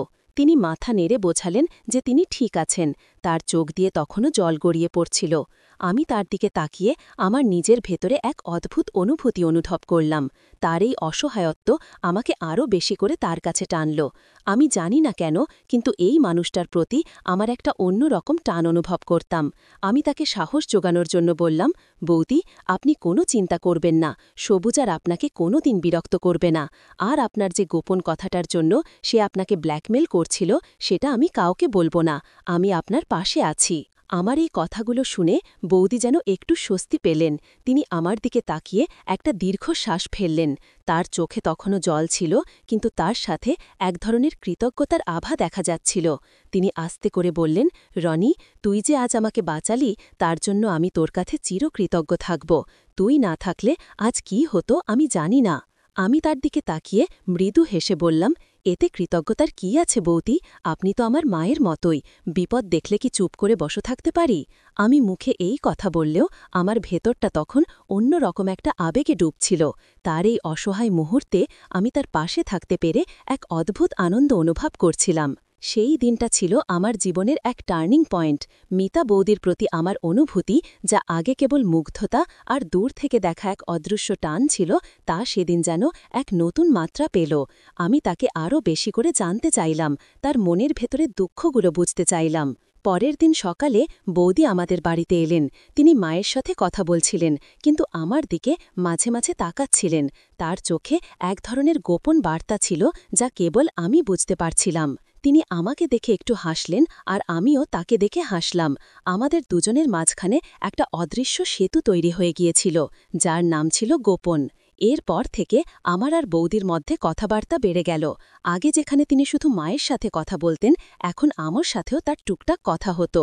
আমি হয়তো কিছু একটা করছিলাম, তিনি এসে জিজ্ঞেস করতেন, কি করছিস রনি, বা কই রে রনি, আজ কোথায় যাচ্ছিস? তার এই ছোট ছোট প্রশ্নগুলো আমার কাছে খুব ভালো লাগত। আমি তার সাথে কথা বলার জন্য সুযোগ খুঁজতাম। একদিন বিকেলে আমি ছাদে কাপড় শুকাতে গিয়েছিলাম। দেখি মিতা বৌদিও তার ছাদে কাপড় শুকাতে এসেছেন। আমাদের ছাদগুলো পাশাপাশি, মাঝখানে শুধু একটা দেয়াল। আমি তাকে দেখে বললাম, কি বৌদি, আজ একা একা কাপড় শুকাচ্ছেন? তিনি আমার দিকে তাকিয়ে একটু হাসলেন। তার সেই হাসিটা আমার মন কেড়ে নিত। তিনি বললেন, হ্যাঁ রে রনি, আজ বাড়িতে আর কেউ নেই, একাই তো সব কাজ করতে হয়। তার গলার স্বরে কেমন যেন এক ধরনের ক্লান্তি আর একাকিত্ব ছিল। আমি তার দিকে তাকিয়ে বললাম, কাকা তো বেশিরভাগ সময় বাইরেই থাকেন, আপনার তো খুব একা লাগে, তাই না বৌদি? আমার এই প্রশ্ন শুনে তিনি মুহূর্তের জন্য চুপ করে গেলেন। তার চোখে আবার সেই বিষণ্ণতা ফিরে এলো। তিনি একটা দীর্ঘশ্বাস ফেলে বললেন, কি আর বলবো রে রনি, এটাই তো আমার জীবন, কপাল মন্দ হলে যা হয় আর কি। তার এই কথা শুনে আমার মনটা কেমন যেন করে উঠল। আমি তার কাছে গিয়ে বললাম, সবাই আপনাকে দেখে ভাবে আপনার কত সুখ, কত আনন্দ, কিন্তু আপনার ভেতরের কষ্টটা কেউ বোঝে না। তিনি আমার দিকে অবাক হয়ে তাকালেন। তার চোখে এক ধরনের বিস্ময় ছিল, যেন আমি তার মনের কথা বলে দিয়েছি। তিনি বললেন, তুই কি করে বুঝলি রনি? আমার মনের কথা কেউ বোঝে না, কেউ জানতেও চায় না। আমি তার দিকে তাকিয়ে বললাম, আমি হয়তো সবটা বুঝতে পারি না, কিন্তু আপনার চোখে সেই কষ্টটা আমি দেখতে পাই। সেই দিনের ঘটনাটার পর থেকে আমি আপনাকে আরও বেশি করে খেয়াল করতে শুরু করেছি। মনে হয় আপনার সাথে আমার একটা অন্যরকম টান তৈরি হয়ে গেছে। আমার এই কথাগুলো শুনে বৌদি কেমন যেন থমকে গেলেন। তার চোখগুলো আমার চোখে আটকে গেল। আমাদের দুজনের মধ্যে যেন একটা নীরবতা নেমে এলো, যেখানে শুধু আমাদের হৃদস্পন্দন শোনা যাচ্ছিল। সেই মুহূর্তে ওর ভেতরের অস্থিরতা আর আমার ভেতরের গোপন আকাঙ্ক্ষা দুজনেরই যেন এক অদৃশ্য সুতোয় বাধা পড়ল। আমি তার দিকে তাকিয়ে রইলাম, আর আমার মন চাইছিল তাকে জড়িয়ে ধরে তার সব কষ্ট ভুলিয়ে দিই। তিনি দ্রুত নিজেকে সামলে নিলেন। কি বলছিস রনি? তুই এসব কি বলছিস? তার গলায় একটু ঝাঁঝালো ভাব ছিল, কিন্তু তার চোখে ছিল এক ধরনের জিজ্ঞাসা। আমি মাথা নিচু করে বললাম, আমি জানি বৌদি, এটা হয়তো বলা ঠিক নয়, কিন্তু সত্যি বলতে কি, আপনাকে যখন দেখি তখন আমার বুকের ভেতরটা কেমন যেন করে ওঠে। আপনার দুঃখ দেখলে আমারও কষ্ট হয়। বৌদি আমার দিকে অনেকক্ষণ চুপ করে তাকিয়ে রইলেন। তারপর একটা দীর্ঘ শ্বাস ফেলে বললেন, রনি, তুই এখনো অনেক ছোট, এসব কথা তোর বোঝা উচিত নয়, আর আমার জীবনের সমস্যা নিয়ে তুই মাথা ঘামাস না। তিনি এ কথা বললেও তার গলার স্বরে সেই ঝাঁঝালো ভাবটা ছিল না, বরং একটা নরম সুর ছিল, যেন তিনি নিষেধ করলেও আমার কথাগুলো তার ভালো লেগেছে। আমি বুঝলাম আমি তার মনের গভীরে একটু হলেও প্রবেশ করতে পেরেছি। সেই দিনের পর থেকে আমার আর বৌদির সম্পর্কটা আরও এক ধাপ এগিয়ে গেল। আমরা দুজনেই যেন একে অপরের কাছে আরও বেশি করে আসতে লাগলাম। তিনি যখনই আমাদের বাড়িতে আসতেন, আমি তার সাথে কথা বলার সুযোগ খুঁজতাম। তিনি হয়তো রান্নাঘরে মায়ের সাথে কথা বলছেন, আমি গিয়ে বলতাম, বৌদি, চা খাবেন নাকি? আমি বানিয়ে দিচ্ছি। বা, বৌদি, এই কাজটা কি আমি করে দেব? আমার এই আগ্রহ দেখে মা হাসতেন, আর বৌদিও মৃদু হাসতেন। আমি লক্ষ্য করতাম তিনি যখন আমার দিকে তাকাতেন, তখন তার চোখে এক ধরনের নীরব ভাষা ফুটে উঠত। সেই ভাষায় যেন রেখা থাকত তার ভেতরের একাকিত্ব, তার না বলা কথাগুলো। আর আমি সেই ভাষা বোঝার চেষ্টা করতাম। আমার ভেতরে এক অদ্ভুত আকাঙ্ক্ষা তৈরি হচ্ছিল, যেন আমি তার সেই না বলা কথাগুলোর অংশ হতে চাই। একদিন সন্ধ্যাবেলা আমাদের বাড়িতে কারেন্ট চলে গিয়েছিল। পুরো পাড়া অন্ধকার। মা তখন রান্নাঘরে ছিলেন। আমি মোমবাতি খুঁজতে গিয়ে দেখি মিতা বৌদি আমাদের ড্রয়িং রুমে বসে আছেন, তার মুখে ভয়ের ছাপ। আমি কাছে গিয়ে বললাম, কি বৌদি, ভয় পাচ্ছেন নাকি? তিনি আমার দিকে তাকিয়ে বললেন, হ্যাঁ রে রনি, আমি অন্ধকার খুব ভয় পাই, আর কারেন্ট গেলে তো আমার সারা শরীর কেমন যেন হিম হয়ে যায়। আমি তার পাশে বসে মোমবাতি ধরালাম। মমির মৃদু আলোয় তার মুখটা আরও স্নিগ্ধ দেখাচ্ছিল। আমি বললাম, আজ কাকাও নেই, তাই আপনার আরও ভয় লাগছে, তাই না? তিনি মাথা নিচু করে বললেন, হ্যাঁ, কাকা থাকলে হয়তো এতটা ভয় লাগত না। একা একা থাকতে আমার খুব ভয় লাগে। আমি তার হাতটা আলতো করে ধরে বললাম, আপনি কোনো চিন্তা করবেন না বৌদি, আমি আছি তো। আপনার ভয় লাগলে আমি আপনার পাশে থাকব। আমার এই কথা শুনে তিনি আমার দিকে তাকালেন। তার চোখে এক ধরনের স্বস্তি ছিল। তিনি আমার হাতটা ধরে রাখলেন। আমাদের হাত দুটো যেন একে অপরের উষ্ণতা চিনতে শুরছিল। সেই মুহূর্তে আমাদের দুজনের মধ্যে এক গভীর নিস্তব্ধতা নেমে এলো। আমি তার হাতের উষ্ণতা আমার হাতের ওপর অনুভব করলাম। তার ত্বক ছিল নরম, মসৃণ। আমার মন চাইছিল এই মুহূর্তটা যেন কখনো শেষ না হয়। তার কাছাকাছি আসা মাত্রই আমার শিরায় শিরায় এক অচেনা উষ্ণতা ছড়িয়ে পড়ত। মনে হতো যেন পৃথিবীর সব বাতাস ওর চারপাশে এসে জমেছে, আর আমি সেই বাতাসে শ্বাস নিতে চাই। আমরা দুজনেই অনেকক্ষণ চুপ করে বসে রইলাম। শুধু আমাদের নিঃশ্বাস প্রশ্বাসের শব্দ শোনা যাচ্ছিল। আমি তার দিকে তাকিয়েছিলাম, আর তিনি আমার দিকে তাকিয়েছিলেন। আমাদের চোখাচোখি হলে আমার ভেতরটা কেমন যেন তোলপাড় করে উঠত। একটা বিদ্যুতের ঝলক যেন আমার শরীর জুড়ে খেলে যেত। মনে হতো যেন এই মুহূর্তে সব ভুলে ওর হাতটা ধরে বসি। এই নীরবতাই যেন হাজারো কথা বলছিল। এই নীরবতাই যেন আমাদের দুজনের মনের আকাঙ্ক্ষাগুলোকে আরও বেশি করে প্রকাশ করছিল। প্রায় আধ ঘণ্টা পর কারেন্ট ফিরে এলো। সাথে সাথে আলো ঝলমলে হয়ে উঠল চারপাশ। মিতা বৌদি যেন একটু অপ্রস্তুত হলেন। তিনি আমার হাত থেকে নিজের হাতটা ছাড়িয়ে নিলেন। তার গালে তখন এক ধরনের লালের আভা দেখা যাচ্ছিল। তিনি দ্রুত উঠে দাঁড়ালেন। আমি তাহলে যাই রনি, মা ডাকছে। তিনি দ্রুত চলে গেলেন, কিন্তু তার রেখে যাওয়া স্পর্শের উষ্ণতা আমার হাতে তখনও লেগেছিল। আমার মনটা কেমন যেন ভার হয়ে উঠল। আমি বুঝলাম আমি তার প্রতি শুধু মুগ্ধ নই, আমার মনে তার প্রতি এক গভীর আকর্ষণ তৈরি হয়েছে, যা আমি আর অস্বীকার। তিনি বললেন, আমার ঘরের ছাদের একটা জায়গা দিয়ে জল পড়ছে, আর কাকা তো নেই, আমি একা একা কি করব বুঝতে পারছি না, তাই ভাবলাম যদি তুই একটু দেখে দিস। আমি দেরি না করে তার সাথে গেলাম। তার বাড়িতে গিয়ে দেখলাম সত্যিই তার বসার ঘরের ছাদের একটা ছোট অংশ দিয়ে জল পড়ছিল। আমি বললাম, ঠিক আছে বৌদি, আমি দেখছি। আমি একটা মই এনে ছাদে উঠলাম। ছাদের ওপর গিয়ে দেখলাম একটা ফাটল দিয়ে জল চুইয়ে পড়ছিল। আমি সেই ফাটলটা মেরামত করার চেষ্টা করলাম। বৌদি নিচে দাঁড়িয়ে আমাকে নির্দেশ দিচ্ছিলেন, আরেকটু বাঁদিকে রনি, হ্যাঁ ওইখানেই। বৃষ্টি তখনও পড়ছিল। আমি ছাদের ওপর ভেজা অবস্থায় কাজ করছিলাম। মিতা বৌদি নিচে দাঁড়িয়ে বারবার বলছিলেন, সাবধানে কাজ করিস রনি, পা ফসকে না যায়। তার গলায় এক ধরনের উদ্বেগ ছিল, যা আমার কাছে খুব ভালো লাগছিল। তার এই উদ্বেগ যেন আমার প্রতি তার ভালোবাসারই বহিঃপ্রকাশ ছিল। কাজ শেষ করে যখন আমি নিচে নামলাম, তখন আমি পুরো ভিজে গেছি। বৌদি দ্রুত একটা তোয়ালে নিয়ে এলেন। আয় রনি, মাথাটা মুছে দি, এভাবে ভিজলে তো জ্বর হয়ে যাবে। তিনি আমার মাথাটা আলতো হাতে মুছে দিতে লাগলেন। তার স্পর্শ আমার সারা শরীরে এক শিহরণ জাগিয়ে তুলল। তিনি আমার এত কাছাকাছি ছিলেন যে আমি তার শরীরের উষ্ণতা অনুভব করতে পারছিলাম। তার চুলের মিষ্টি গন্ধ আমার নাকে এসে লাগছিল। আমি চোখ বন্ধ করে তার স্পর্শ অনুভব করছিলাম। আমার মন চাইছিল এই মুহূর্তটা যেন অনন্তকাল ধরে চলুক। আমার ভেতরে এক তীব্র আকাঙ্ক্ষা জেগে উঠছিল, যেন আমি তাকে এই মুহূর্তে আমার আরও কাছে টেনে নিই, তাকে জড়িয়ে ধরি আর তার উষ্ণতাকে আমার শরীরে অনুভব করি। তিনি আমার মাথা মুছে দেওয়ার পর আমার চোখের দিকে তাকালেন। আমাদের চোখাচোখি হল। সেই মুহূর্তে আমাদের দুজনের মধ্যে যেন একটা নীরব ভাষা বিনিময় হচ্ছিল। আমি তার চোখে আমার প্রতি এক ধরনের মুগ্ধতা, এক ধরনের দুর্বলতা দেখতে পেলাম, আর আমার চোখে তখন শুধু তার প্রতি তীব্র আকর্ষণ।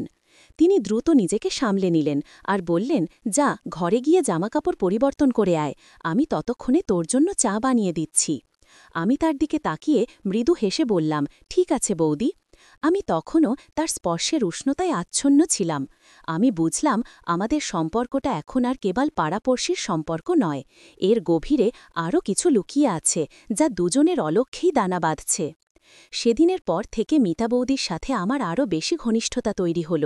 তিনি যখনই কোনো সমস্যায় পড়তেন আমাকে ডাকতেন, আমি তার পাশে থাকতাম, তাকে সাহায্য করতাম। আমাদের এই কাছাকাছি আসাটা ধীরে ধীরে এক অন্য রকম দিকে মোড় নিচ্ছিল। আমি তার প্রতিটি নড়াচড়া, প্রতিটি অভিব্যক্তি লক্ষ্য করতাম। তার হাসি, তার চোখের চাহনি, তার গলার স্বর, সব কিছুই আমার মনে এক গভীর দাগ কাটছিল। একদিন রাতে আমাদের পাড়ায় একটা জলসা হচ্ছিল।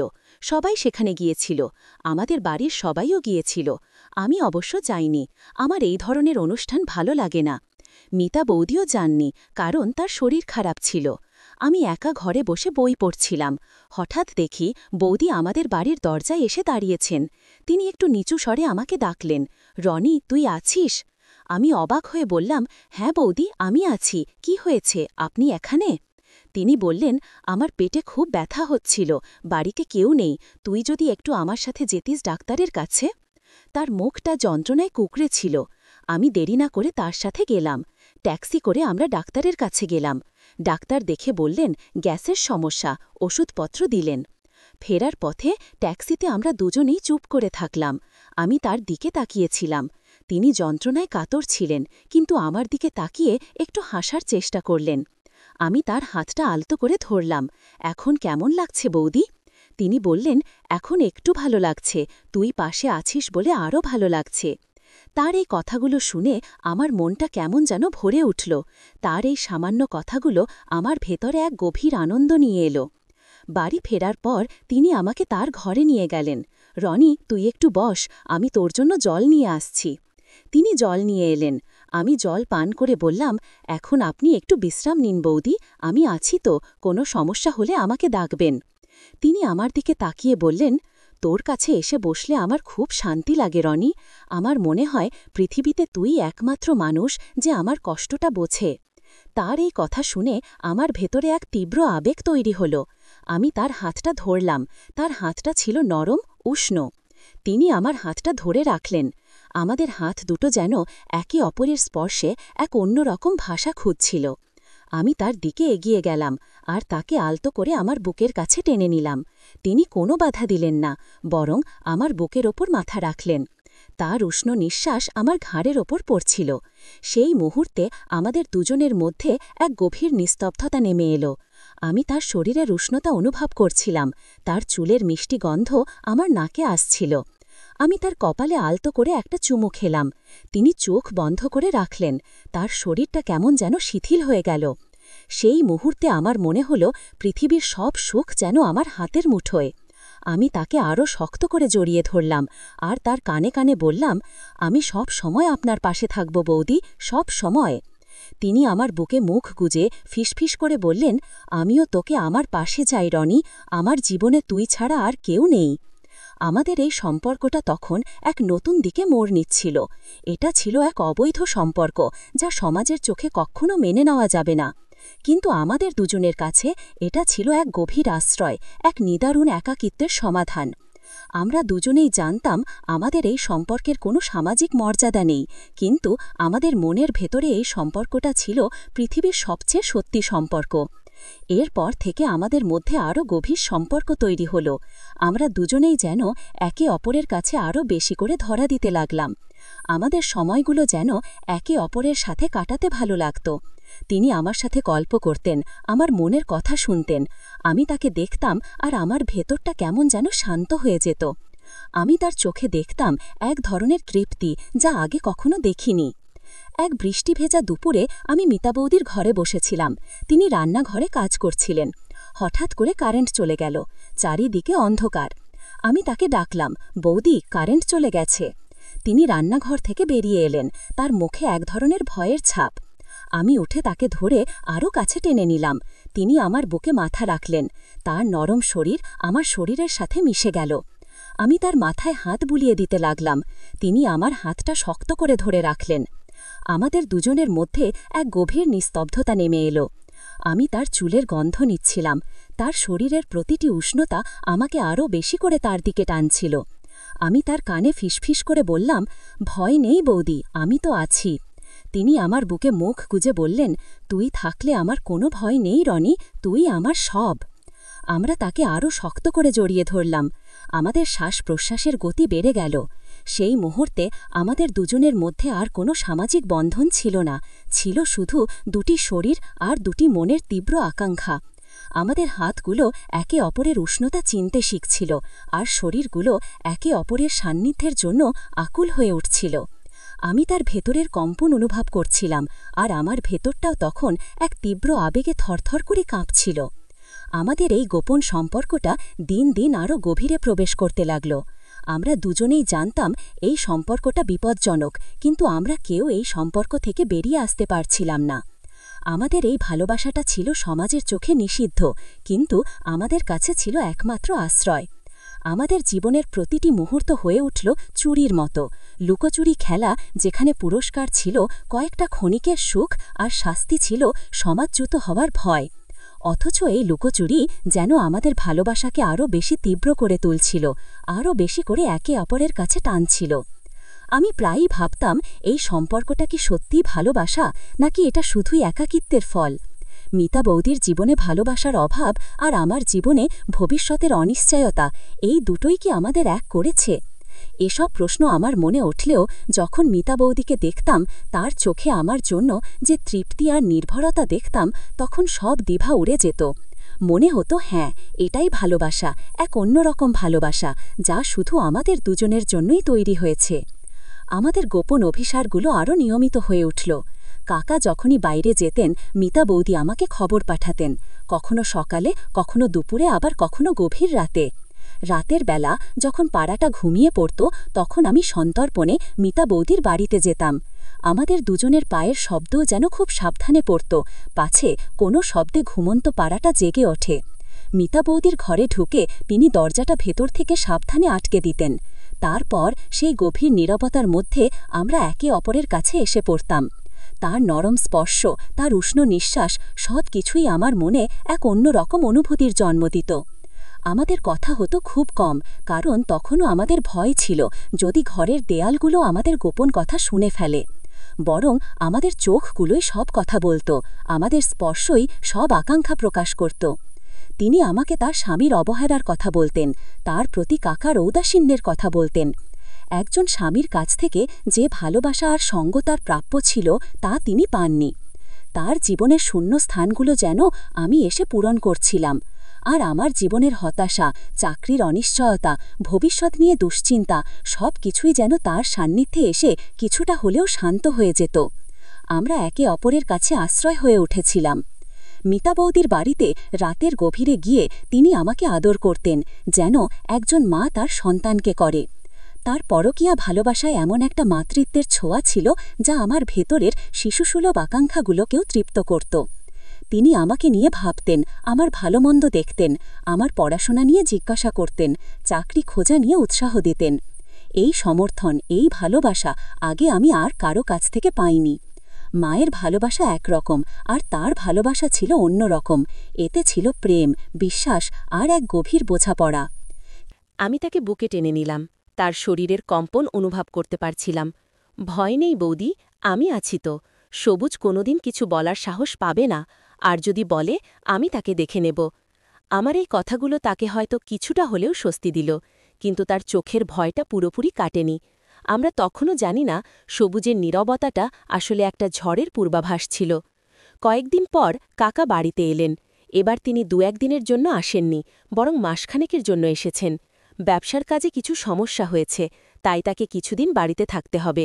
কাকার আগমন আমাদের জন্য এক বিভীষিকাময় অধ্যায়ের শুরু করল। মিতা বৌদির মুখে আবারও সেই বিষণ্ণতা ফিরে এলো। তার হাঁটা চলা, কথা বলার ভঙ্গি সব কিছুতেই এক ধরনের জড়তা চলে এলো। তিনি আমার সাথে কথা বলা বন্ধ করে দিলেন, পাছে কাকা কিছু সন্দেহ করেন। আমি তার অবস্থা বুঝতাম, কিন্তু আমার ভেতরে এক ধরনের ঈর্ষা আর কষ্ট কাজ করত।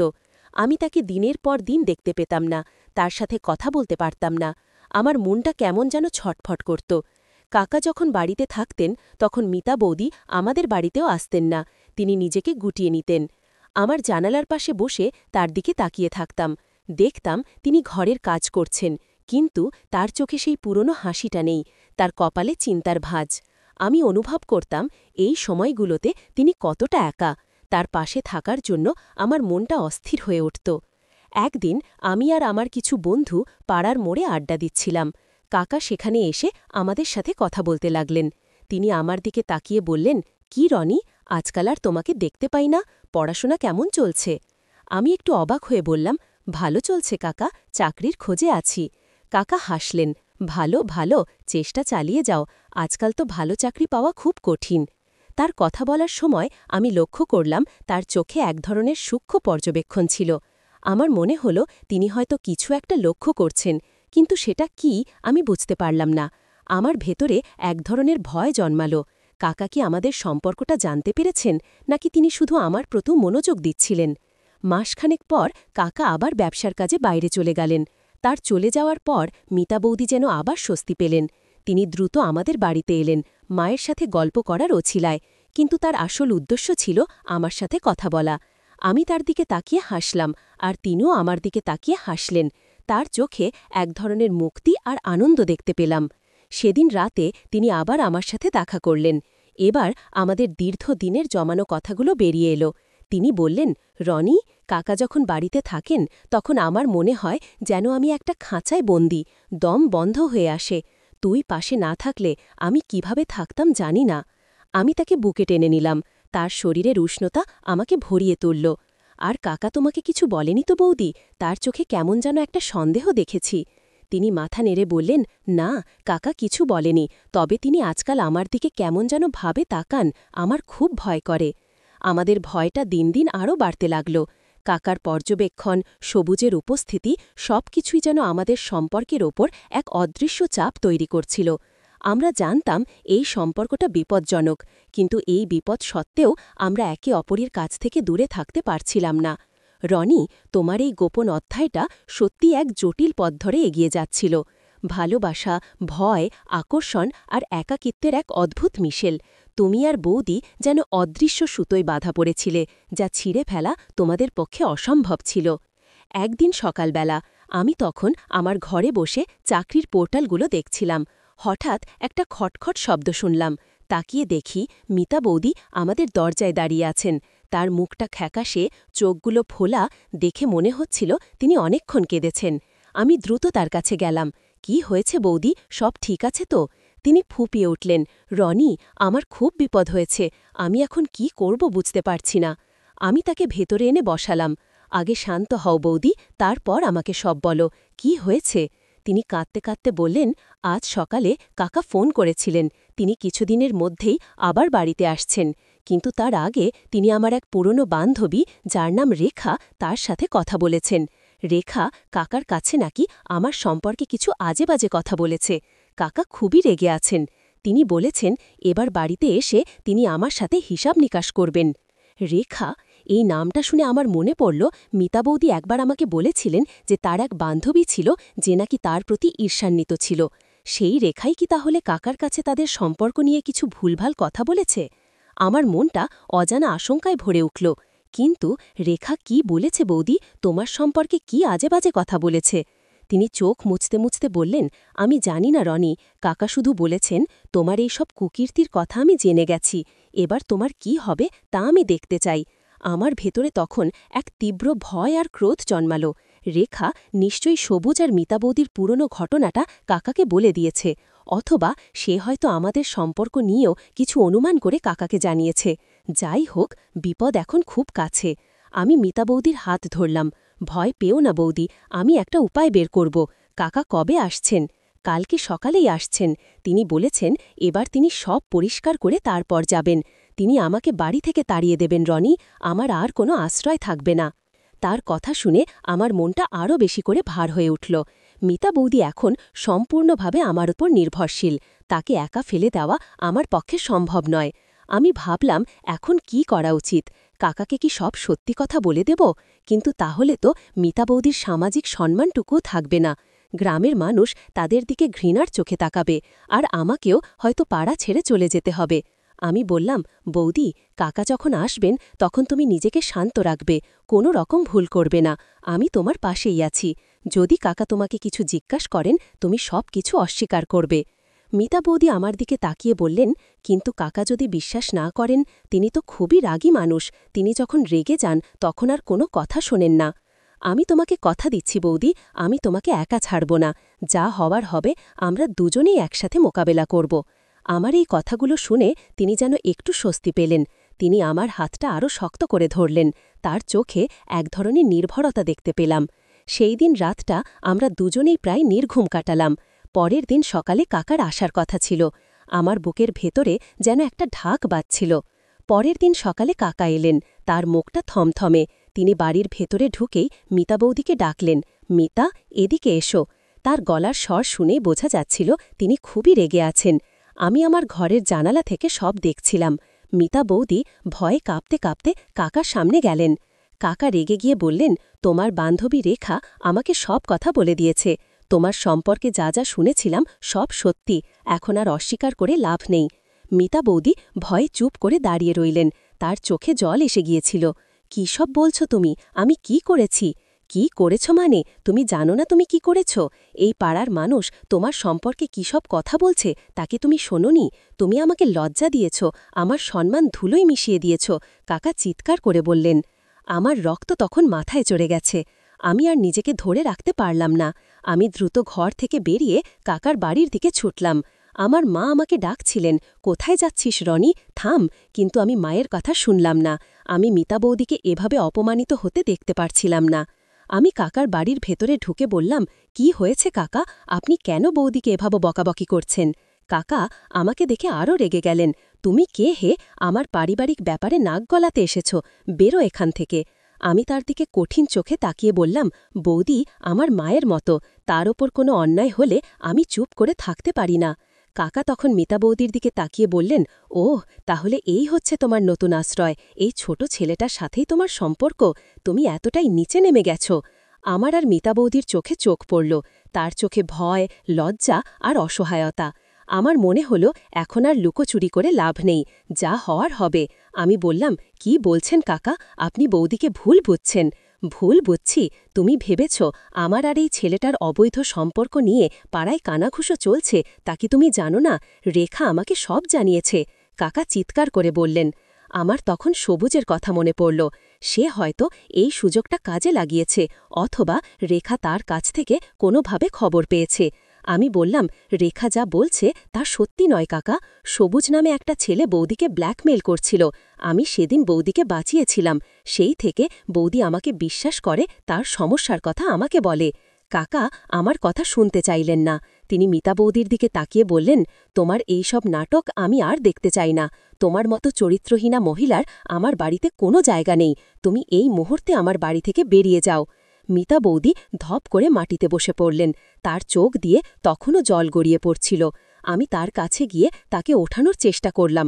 বৌদি, ওঠো। কাকা আমার দিকে তাকিয়ে বললেন, তুমি এখান থেকে সরে যাও, নয়তো তোমাকে আমি পুলিশে দেব। এই চরিত্রহীনা মহিলার কোনো অধিকার নেই আমার বাড়িতে থাকার। মা ততক্ষণে কাকার বাড়ির দরজা এসে দাঁড়িয়েছেন। তিনি সব কথা শুনেছেন। তিনি এগিয়ে এসে কাকার হাত ধরলেন। কি বলছ তুমি? মিতা বৌদি কেন চরিত্রহীনা হবে? তুমি ভুল বুঝছ। ভুল বুঝছি? তোমার ছেলে আর এই মহিলা মিলে আমার সম্মান নষ্ট করেছে, আর তুমি বলছ আমি ভুল বুঝছি? কাকা মায়ের দিকে রেগে তাকালেন। মা আমার দিকে তাকালেন। তার চোখে এক ধরনের বিস্ময় আর কষ্ট। তিনি হয়তো বিশ্বাস করতে পারছিলেন না। আমি মুখ নিচু করে দাঁড়িয়েছিলাম। মিতা বৌদি তখন কাঁদতে কাঁদতে বললেন, আমি কোথাও যাব না। এই বাড়িটা আমারও। আমি আমার জীবনটা তোমার নামে উৎসর্গ করেছি, আর তুমি আমাকে এভাবে অপমান করছ? জীবন উৎসর্গ করেছ? তুমি যদি জীবন উৎসর্গ করতে, তাহলে অন্যের সাথে সম্পর্ক করতে না। আমি তোমার মুখ আর দেখতে চাই না। তুমি এই মুহূর্তেই আমার বাড়ি থেকে বেরিয়ে যাও। কাকা প্রায় পাগলের মতো আচরণ করছিলেন। আমার মা তখন এগিয়ে এসে মিতা বৌদিকে বুকে টেনে নিলেন। ভয় পেও না বৌদি, তুমি যদি এখানে থাকতে না পারো তাহলে আমাদের বাড়িতে থাকবে। আমি তোমাকে একা ছাড়ব না। মায়ের এই কথা শুনে কাকা আরও রেগে গেলেন। কি বলছো তুমি? এই রকম একটা নষ্ট মেয়েকে তোমার। আমার মা তখন কাকার দিকে তাকিয়ে বললেন, আমি আমার ছেলেকে চিনি, আর মিতাকে আমি ছোটবেলা থেকে দেখছি। তার চরিত্র নিয়ে কেউ কথা বলতে পারবে না। আর যদি তোমার মনে সন্দেহ থাকে, তাহলে প্রমাণ দাও। প্রমাণ ছাড়া তুমি কাউকে এভাবে অপমান করতে পারো না। কাকা তখন রাগে কাঁপতে কাঁপতে বললেন, আমি প্রমাণ দেব। আমি সব ফাঁস করে দেব। তখন দেখবে তোমার ছেলের কি অবস্থা হয়। আমার মা তখন আমাদের বাড়ির ভেতরে নিয়ে এলেন মিতা বৌদিকে। কাকা চিৎকার করে যাচ্ছিলেন, কিন্তু মা কোনো কথা শুনলেন না। আমাদের বাড়ির ভেতরে এসে মিতা বৌদি আমার বুকে মুখ গুজে আরও বেশি করে কাঁদতে লাগলেন। মা আমাদের দিকে তাকিয়েছিলেন। তার চোখে এক ধরনের জিজ্ঞাসা ছিল, কিন্তু তিনি কিছু বললেন না। আমার বাবা তখন বাড়িতে এলেন। মা তাকে সব কথা বললেন। বাবা কাকার বাড়িতে গেলেন, কিন্তু কাকা তার কোনো কথা শুনতে চাইলেন না। তিনি শুধু চিৎকার করে যাচ্ছিলেন, আমি তাকে ডিভোর্স দেব। আমি তার সাথে আর এক মুহূর্ত থাকব না। পাড়ার সবাই এই ঘটনার সাক্ষী ছিল। তাদের চোখে তখন আমাদের প্রতি এক ধরনের ঘৃণা আর কৌতূহল ছিল। আমাদের গোপন সম্পর্কটা এখন আর গোপন নেই, তা প্রকাশ্যে চলে এসেছে। আমরা জানতাম এখন আমাদের জীবনের সবচেয়ে কঠিন সময় শুরু হতে চলেছে। কাকা এরপর সরাসরি আইনি পদক্ষেপ নিলেন। তিনি মিতা বৌদির বিরুদ্ধে বিবাহ বহির্ভূত সম্পর্কের অভিযোগ এনে ডিভোর্সের মামলা দায়ের করলেন। পাড়ার সবার কাছে এই খবর ছড়িয়ে পড়ল দাবানলের মতো। কেউ বিশ্বাস করল, কেউ অবিশ্বাস করল, আবার কেউ মুখ টিপে হাসল। সমাজের চোখে মিতা বৌদি রাতারাতি চরিত্রহীনা হয়ে উঠলেন, আর আমি হলাম বখাটে, যে কিনা নিজের বৌদির সাথে সম্পর্ক গড়েছে। আমার মা বাবা প্রথম দিকে এই ঘটনা বিশ্বাস করতে পারেননি। মা তো মিতা বৌদির পাশে দাঁড়ালেন, কিন্তু বাবা চুপ করে থাকলেন। তিনি কিছুদিনের মধ্যেই কাকার বাড়িতে গেলেন। কাকাকে বোঝানোর চেষ্টা করলেন, কিন্তু কাকা এতটাই রেগেছিলেন যে তিনি কোনো কথা শুনতে রাজি নন। তিনি শুধু একটাই কথা বলছিলেন, আমার সম্মান নষ্ট হয়েছে। আমি আর এই মহিলার সাথে থাকব না। আমাদের বাড়িতে তখন একটা গুমোট পরিবেশ। মা হয়তো আমার প্রতি কিছুটা সহানুভূতি দেখাচ্ছিলেন, কিন্তু তার চোখগুলো আমার দিকে তাকালে যেন এক ধরনের প্রশ্ন দেখা যেত। তিনি আমাকে জিজ্ঞাসা করতেন, রনি, সত্যিই কি তুই এমন কিছু করেছিস? আমি তার চোখের দিকে তাকিয়ে মিথ্যা বলতে পারতাম না। আমি শুধু মাথা নিচু করে থাকতাম। মা তখন একটা দীর্ঘশ্বাস ফেলতেন।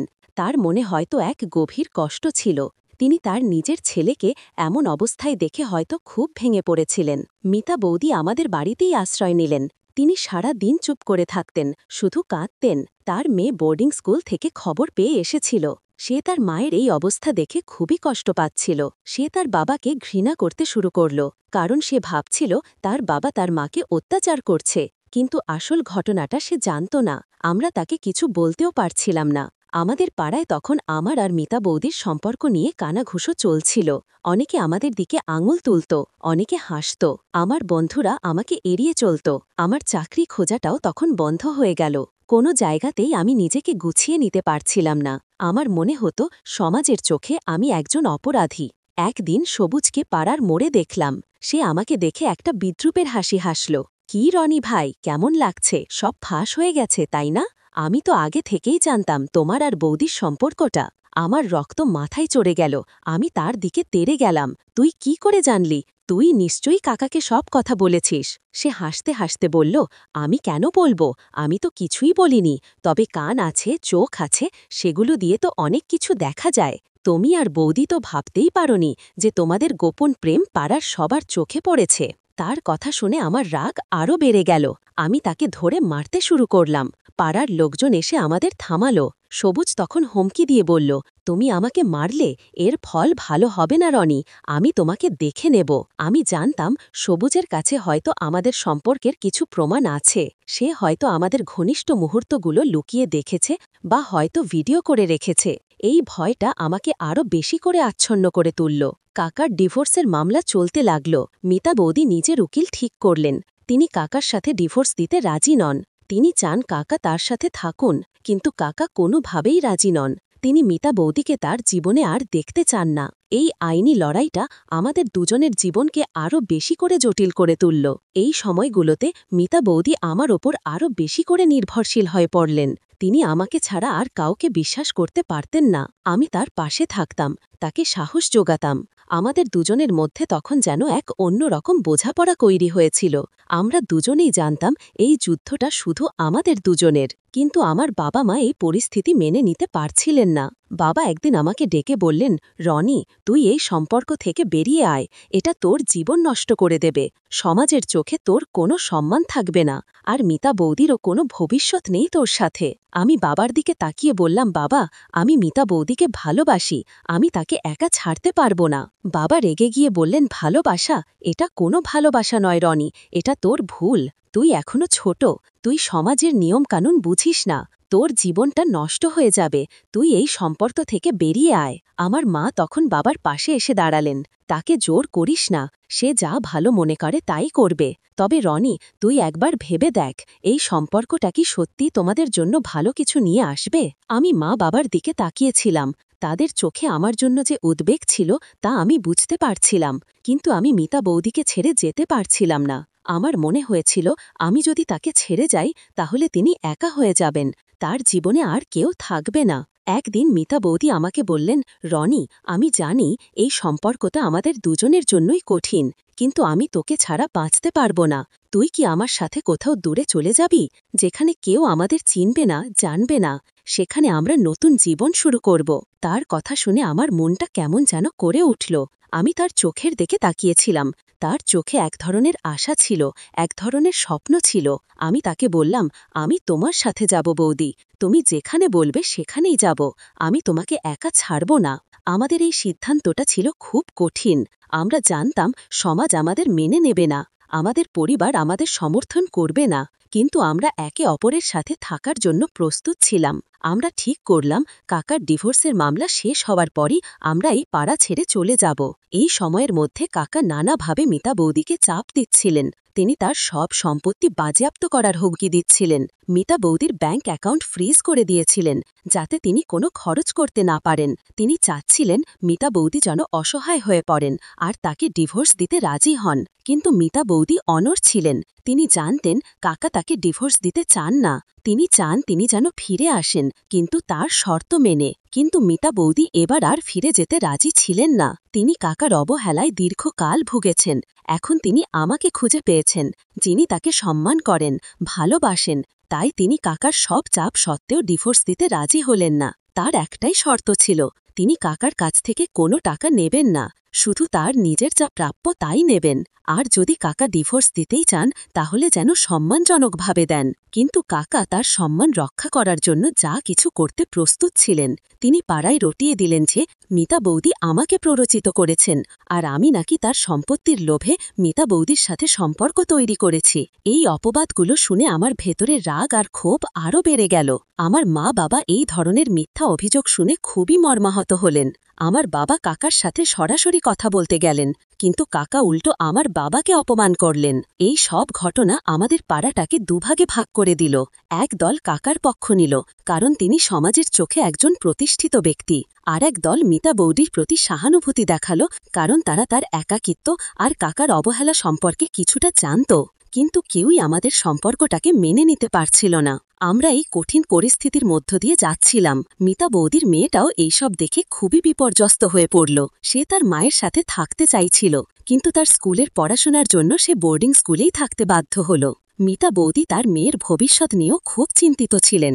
তিনি চাইতেন তার মেয়ের ওপর যেন আমাদের এই সম্পর্কের কোনো খারাপ প্রভাব না পড়ে। একদিন রাতে যখন সবুজের কথা আমার মনে পড়ছিল, তখন আমি ভাবলাম হয়তো সবুজই এই সব কাণ্ডের মূল হোতা। সে রেখার কাছে আমাদের সম্পর্কে কিছু ভুল তথ্য দিয়ে কাকাকে উত্তেজিত করেছে। আমি সিদ্ধান্ত নিলাম আমি সবুজের সাথে সরাসরি কথা বলবো। পরের দিন সকালে আমি সবুজের বাড়ির দিকে গেলাম। সে বাড়ির সামনে দাঁড়িয়েছিল। আমাকে দেখে সে একটু অবাক হলো। কি ব্যাপার রনি ভাই, আবার আমার কাছে কি? আমি তার দিকে কঠিন চোখে তাকিয়ে বললাম, তুই কেন কাকাকে আমাদের সম্পর্কে সব কথা বলেছিস? তুই কেন রেখার কাছে মিথ্যা কথা বলেছিস? সে হাসতে হাসতে বলল, আমি তো আগেই বলেছিলাম রনি ভাই, তোমার আর বৌদির সম্পর্কটা আমি সবাইকে জানিয়ে দেব।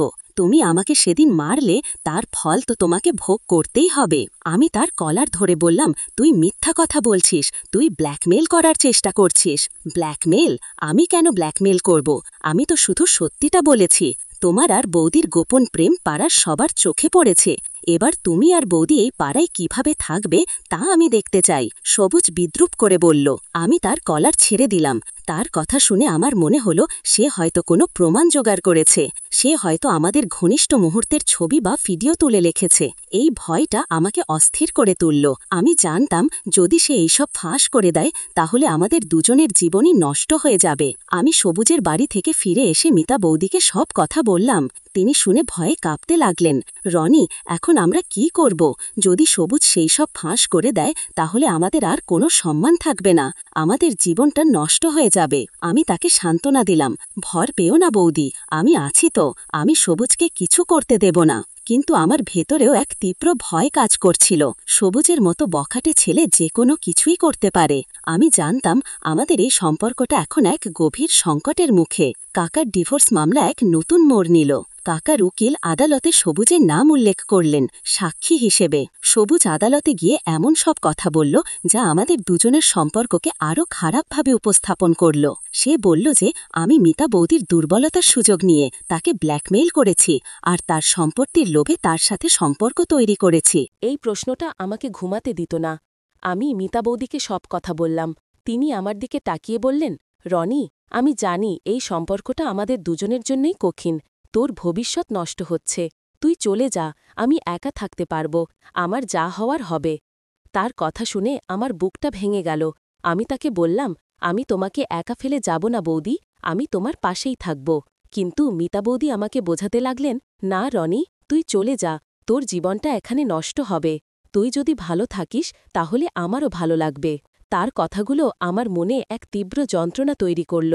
আমি জানতাম তিনি আমার ভালোর জন্যই এই কথাগুলো বলছেন, কিন্তু তাকে একা ফেলে চলে যাওয়া আমার পক্ষে সম্ভব ছিল না। আমি তার হাতটা ধরলাম।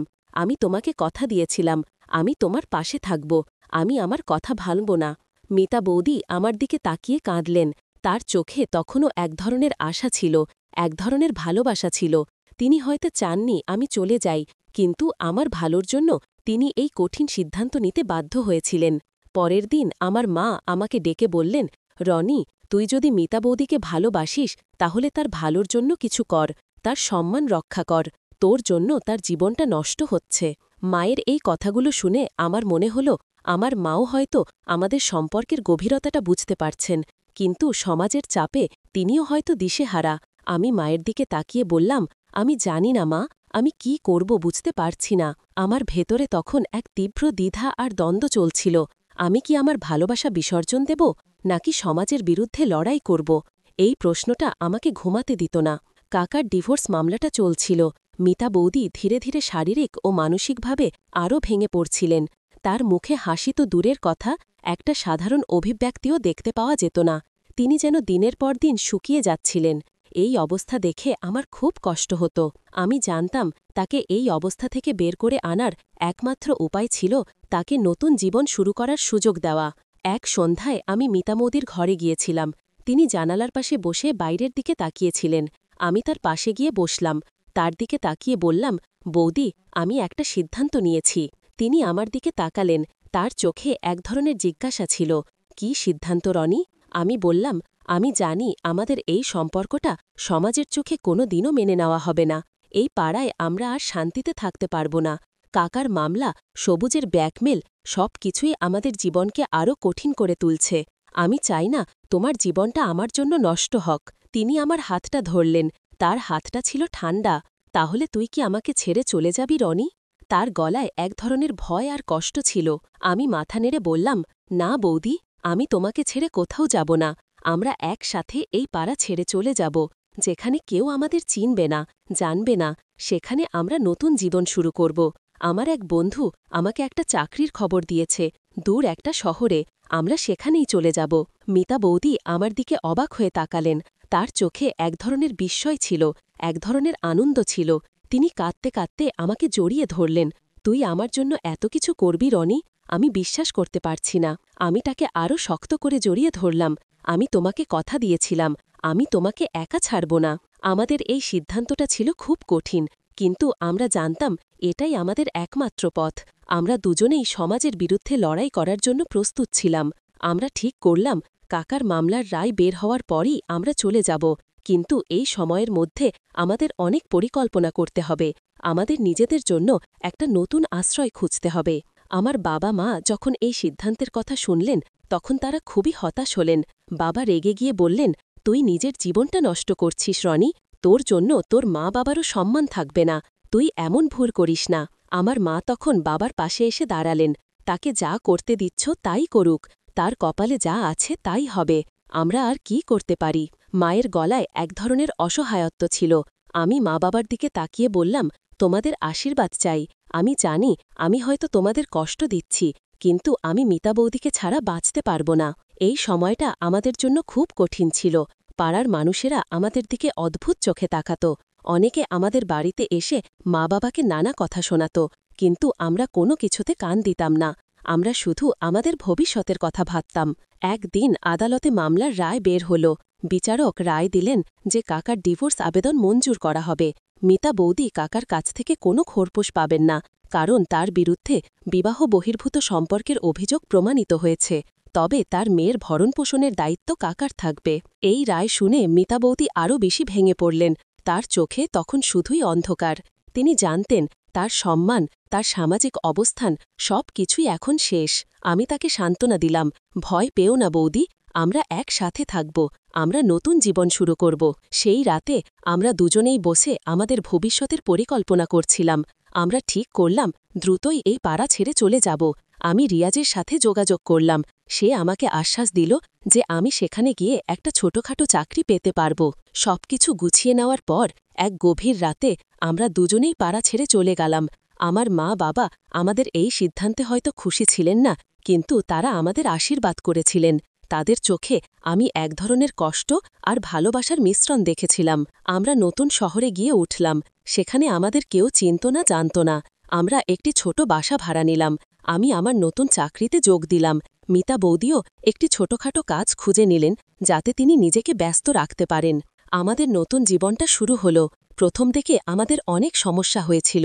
নতুন পরিবেশ, নতুন মানুষ, আর্থিক সংকট, সব কিছুই আমাদের জন্য এক নতুন চ্যালেঞ্জ ছিল। কিন্তু আমরা একে অপরের পাশে ছিলাম। আমাদের ভালোবাসা আমাদের সব বাধা অতিক্রম করতে সাহায্য করছিল। মিতা বৌদি ধীরে ধীরে নিজেকে গুছিয়ে নিলেন। তার মুখে হাসি ফিরে এলো। তিনি এখন একজন নতুন মিতা, যিনি তার পুরনো জীবনকে পেছনে ফেলে এসেছেন। আমি তার পাশে থাকতে পেরে নিজেকে খুব ভাগ্যবান মনে করতাম। আমাদের সম্পর্কটা এখন আর গোপন ছিল না।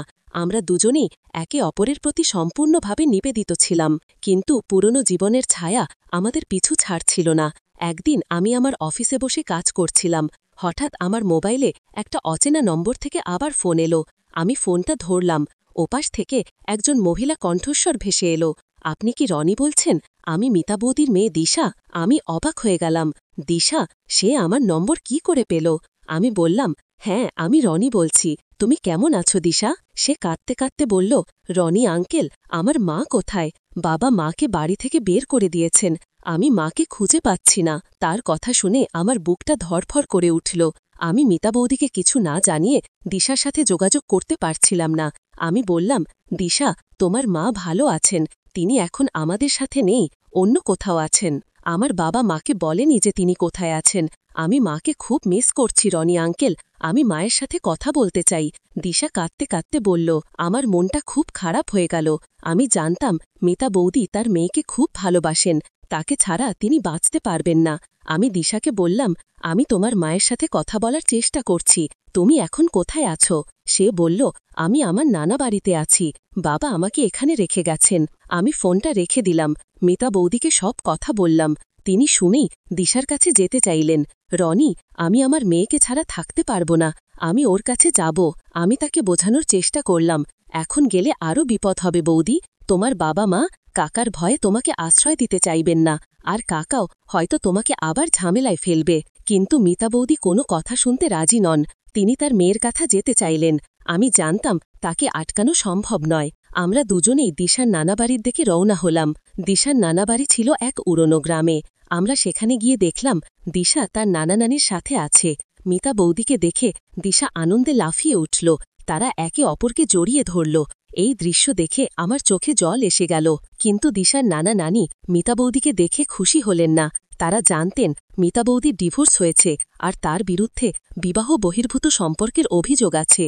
তারা আমাদের দিকে এক ধরনের সন্দেহ আর ঘৃণা নিয়ে তাকালেন। দিশার নানা বললেন, মিতা, তুমি কেন এখানে এসেছ? তোমার বাবা মা তোমাকে এখানে থাকতে দিতে পারবে না। তুমি তো আমাদের মুখ ডুবিয়ে দিয়েছ। মিতা বৌদি কাঁদতে কাঁদতে বললেন, বাবা, আমি আমার মেয়ের কাছে এসেছি। ওকে ছাড়া আমি বাঁচতে পারব না। দিশার নানি বললেন, তোমার মেয়েকে আমরা দেখতে পাব, কিন্তু তুমি এখানে থাকতে পারবে না। তুমি এই ছেলেটাকে নিয়ে কোথায় ছিলে? তোমার এই সম্পর্কের জন্য আমরা সমাজে মুখ দেখাতে পারছি না। তাদের কথাগুলো শুনে আমার মনটা খুব খারাপ হয়ে গেল। আমি জানতাম সমাজ আমাদের মেনে নেবে না, কিন্তু মিতা বৌদিকে আমি একা ছেড়ে যেতে পারছিলাম না। আমি দিশার নামানানির দিকে তাকিয়ে বললাম, আমরা এখানে আপনাদের কোনো ক্ষতি করতে আসিনি। আমরা শুধু দিশার সাথে দেখা করতে এসেছি। দিশার নানা আমাকে ধাক্কা দিয়ে বললেন, তোমাকে আমি চিনি। তুমি আমার মেয়ের জীবন নষ্ট করেছ। তুমি এই মুহূর্তে এখান থেকে চলে যাও, নয়তো আমি পুলিশ ডাকব। মিতা বৌদি আমাকে বোঝালেন, রনি, তুই চলে যাও। আমি দিশার সাথে কথা বলে আসছি। আমি সেখান থেকে চলে গেলাম। মিতা বৌদি দিশার সাথে কথা বলতে লাগলেন। তিনি দিশাকে বোঝানোর চেষ্টা করছিলেন, কিন্তু দিশা তার বাবার উপর রাগ করতে লাগল। দিশার নানা নানি কোনোভাবেই মিতা বৌদিকে তাদের বাড়িতে থাকতে দিতে রাজি হলেন না। মিতা বৌদি কিছুক্ষণ পর বেরিয়ে এলেন। তার মুখটা ফ্যাকাশে। তিনি আমাকে বললেন, রনি, ওরা আমাকে থাকতে দিল না। আমি এখন কি করব? আমি তাকে বুকে টেনে নিলাম। ভয় পেও না বৌদি, আমরা আবার নতুন করে শুরু করব। দিশা একদিন সব বুঝবে। আমরা সেখান থেকে ফিরে এলাম। মিতা বৌদি দিশাকে ছেড়ে এসে খুবই কষ্ট পাচ্ছিলেন। তিনি সারাদিন চুপ করে থাকতেন, শুধু কাঁদতেন। তার এই অবস্থা দেখে আমার খুব কষ্ট হতো। আমি জানতাম তার মেয়ের কষ্ট তাকে আরও বেশি করে যন্ত্রণা দিচ্ছিল। আমরা আবার আমাদের নতুন জীবনে ফিরে এলাম, কিন্তু দিশার অভাবটা মিতা বৌদির মনে সবসময় একটা শূন্যতা তৈরি করত। তিনি প্রায়ই দিশার কথা বলতেন, তার জন্য কাঁদতেন। আমি তাকে সান্ত্বনা দিতাম, কিন্তু আমি জানতাম তার এই কষ্টটা কোনোদিনও পুরোপুরি দূর হবে না। আমরা ধীরে ধীরে আমাদের নতুন শহরে নিজেদের একটা পরিচিতি তৈরি করতে লাগলাম। আমি আমার চাকরিতে উন্নতি করলাম। মিতা বৌদিও তিনি বললেন, আমি ভালো নেই রনি। আমি মিতাকে হারিয়েছি, আমার সম্মান হারিয়েছি। আমার জীবনটা এখন একটা শূন্যতা। মিতা বৌদি চুপ করে বসেছিলেন। তার চোখে তখনও কাকার প্রতি এক ধরনের ভয় ছিল, এক ধরনের কষ্ট ছিল। কাকা বললেন, আমি তোমাদের কাছে ক্ষমা চাইতে এসেছি। আমি মিতার সাথে যা করেছি তা ঠিক করিনি। আমি তাকে ভুল বুঝেছিলাম। রেখা আমাকে মিথ্যে কথা বলেছিল, আর আমি সেই সব মিথ্যে কথা বিশ্বাস করেছিলাম। আমরা দুজনেই অবাক হয়ে গেলাম। রেখা মিথ্যে কথা বলেছিল? তাহলে কি সবুজও মিথ্যে কথা বলেছিল? কাকা বললেন, আমি পরে জানতে পারলাম রেখা আমার কাছে মিথ্যে কথা বলেছিল। সে আমার সম্পত্তি লোভে আমাকে ভুল বুঝিয়েছিল। সে চেয়েছিল আমি মিতাকে ডিভোর্স দিয়ে দিলে সে আমাকে বিয়ে করবে, কিন্তু আমি তার ছলনা বুঝতে পারিনি। তার কথা শুনে আমার মনে হল তাহলে সবুজ হয়তো রেখার দ্বারা প্রভাবিত হয়েই আমাদের বিরুদ্ধে মিথ্যা সাক্ষ্য দিয়েছিল। এই বিষয়টা আমাকে আরও বেশি করে ভাবালো। কাকা বললেন, আমি এখন জানি মিতা কোনো দোষ করেনি, আর তোমার সাথে তার সম্পর্কটা হয়তো একাকিত্বের ফল ছিল। আমি তাকে অবহেলা করেছি, আর তোমরা একে অপরের কাছে আশ্রয় খুঁজে পেয়েছিলে। আমি তোমাদের ভালোবাসাটা বুঝতে পারিনি। মিতা বৌদি কাঁদতে কাঁদতে বললেন, কেন তুমি আমাকে বিশ্বাস করনি? আমি তোমার জন্য কত কিছু করেছি, আর তুমি আমাকে এভাবে অপমান করলে? কাকা তার হাত ধরলেন। আমি জানি মিতা, আমি তোমার সাথে অন্যায় করেছি। আমি তোমার কাছে ক্ষমা চাইছি। তুমি আমাকে ক্ষমা করে দাও। মিতা বৌদি চুপ করে রইলেন। তার চোখে তখনও জল ছিল।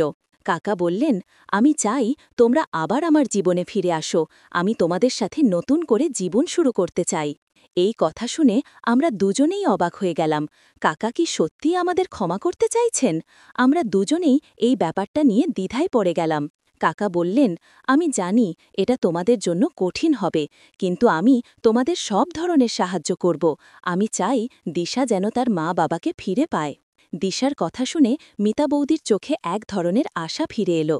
তিনি তার মেয়েকে খুব ভালোবাসেন, তার জন্য তিনি যে কোনো কিছু করতে রাজি। আমরা দুজনেই এই ব্যাপারটা নিয়ে দীর্ঘক্ষণ ভাবলাম। কাকার ক্ষমা চাওয়াটা আমাদের জন্য এক নতুন সুযোগ ছিল। আমরা কি তাকে ক্ষমা করে আবার তার জীবনে ফিরে যাব, নাকি আমাদের নতুন জীবনটাকেই আঁকড়ে ধরব? আমরা দুজনেই এক কঠিন সিদ্ধান্তের মুখে দাঁড়িয়েছিলাম। এই সিদ্ধান্তটা আমাদের দুজনের জীবনের মোড় ঘুরিয়ে দেবে। সেই রাতে আমরা দুজনেই অনেকক্ষণ কথা বললাম। মিতা বৌদি দিশার কথা বলছিলেন, তার জন্য তার কষ্টটা প্রকাশ করছিলেন। আমি তার চোখের দিকে তাকিয়ে বুঝতে পারছিলাম তিনি তার মেয়েকে কত ভালোবাসেন। আমি জানতাম তার মেয়ের জন্য তিনি যে কোনো কিছু করতে প্রস্তুত।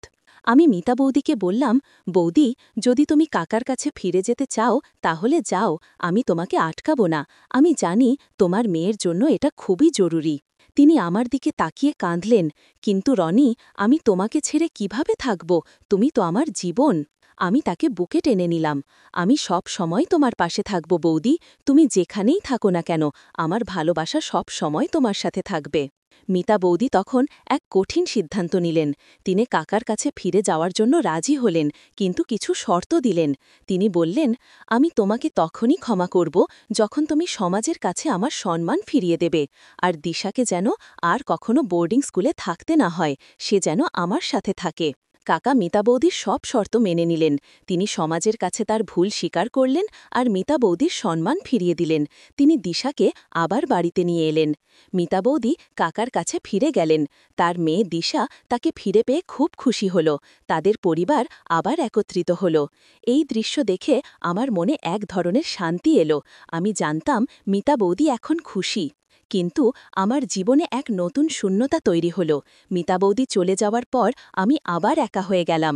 আমার মনে তার জন্য এক তীব্র ভালোবাসা ছিল, যা আমি কোনোদিনও ভুলতে পারব না। আমি নতুন শহরে আমার জীবনটা আবার শুরু করলাম। আমার চাকরিতে উন্নতি হল, আমি নিজেকে আরও বেশি করে কাজে ডুবে রাখলাম। কিন্তু মিতা বৌদির স্মৃতি আমার মনে সব সময় সজীব ছিল। কয়েক বছর পর আমি জানতে পারলাম কাকা মারা গেছেন। তার মৃত্যুর পর মিতা বৌদি তার সব সম্পত্তি পেলেন। তিনি এখন তার মেয়ের সাথে সুখে আছেন। দিশা এখন বড় হয়েছে, সে পড়াশোনা করে একজন ভালো মানুষ হয়েছে। আমি দূর থেকে তাদের জীবন দেখতাম। মিতা বৌদি তার জীবনে ফিরে এসেছেন। তিনি এখন একজন সফল মহিলা। তার মুখে এখন সব সময় হাসি লেগে থাকে। এই দৃশ্য দেখে আমার মনটা ভরে উঠত। আমার আর মিতা বৌদির সম্পর্কটা ছিল এক গোপন প্রেম।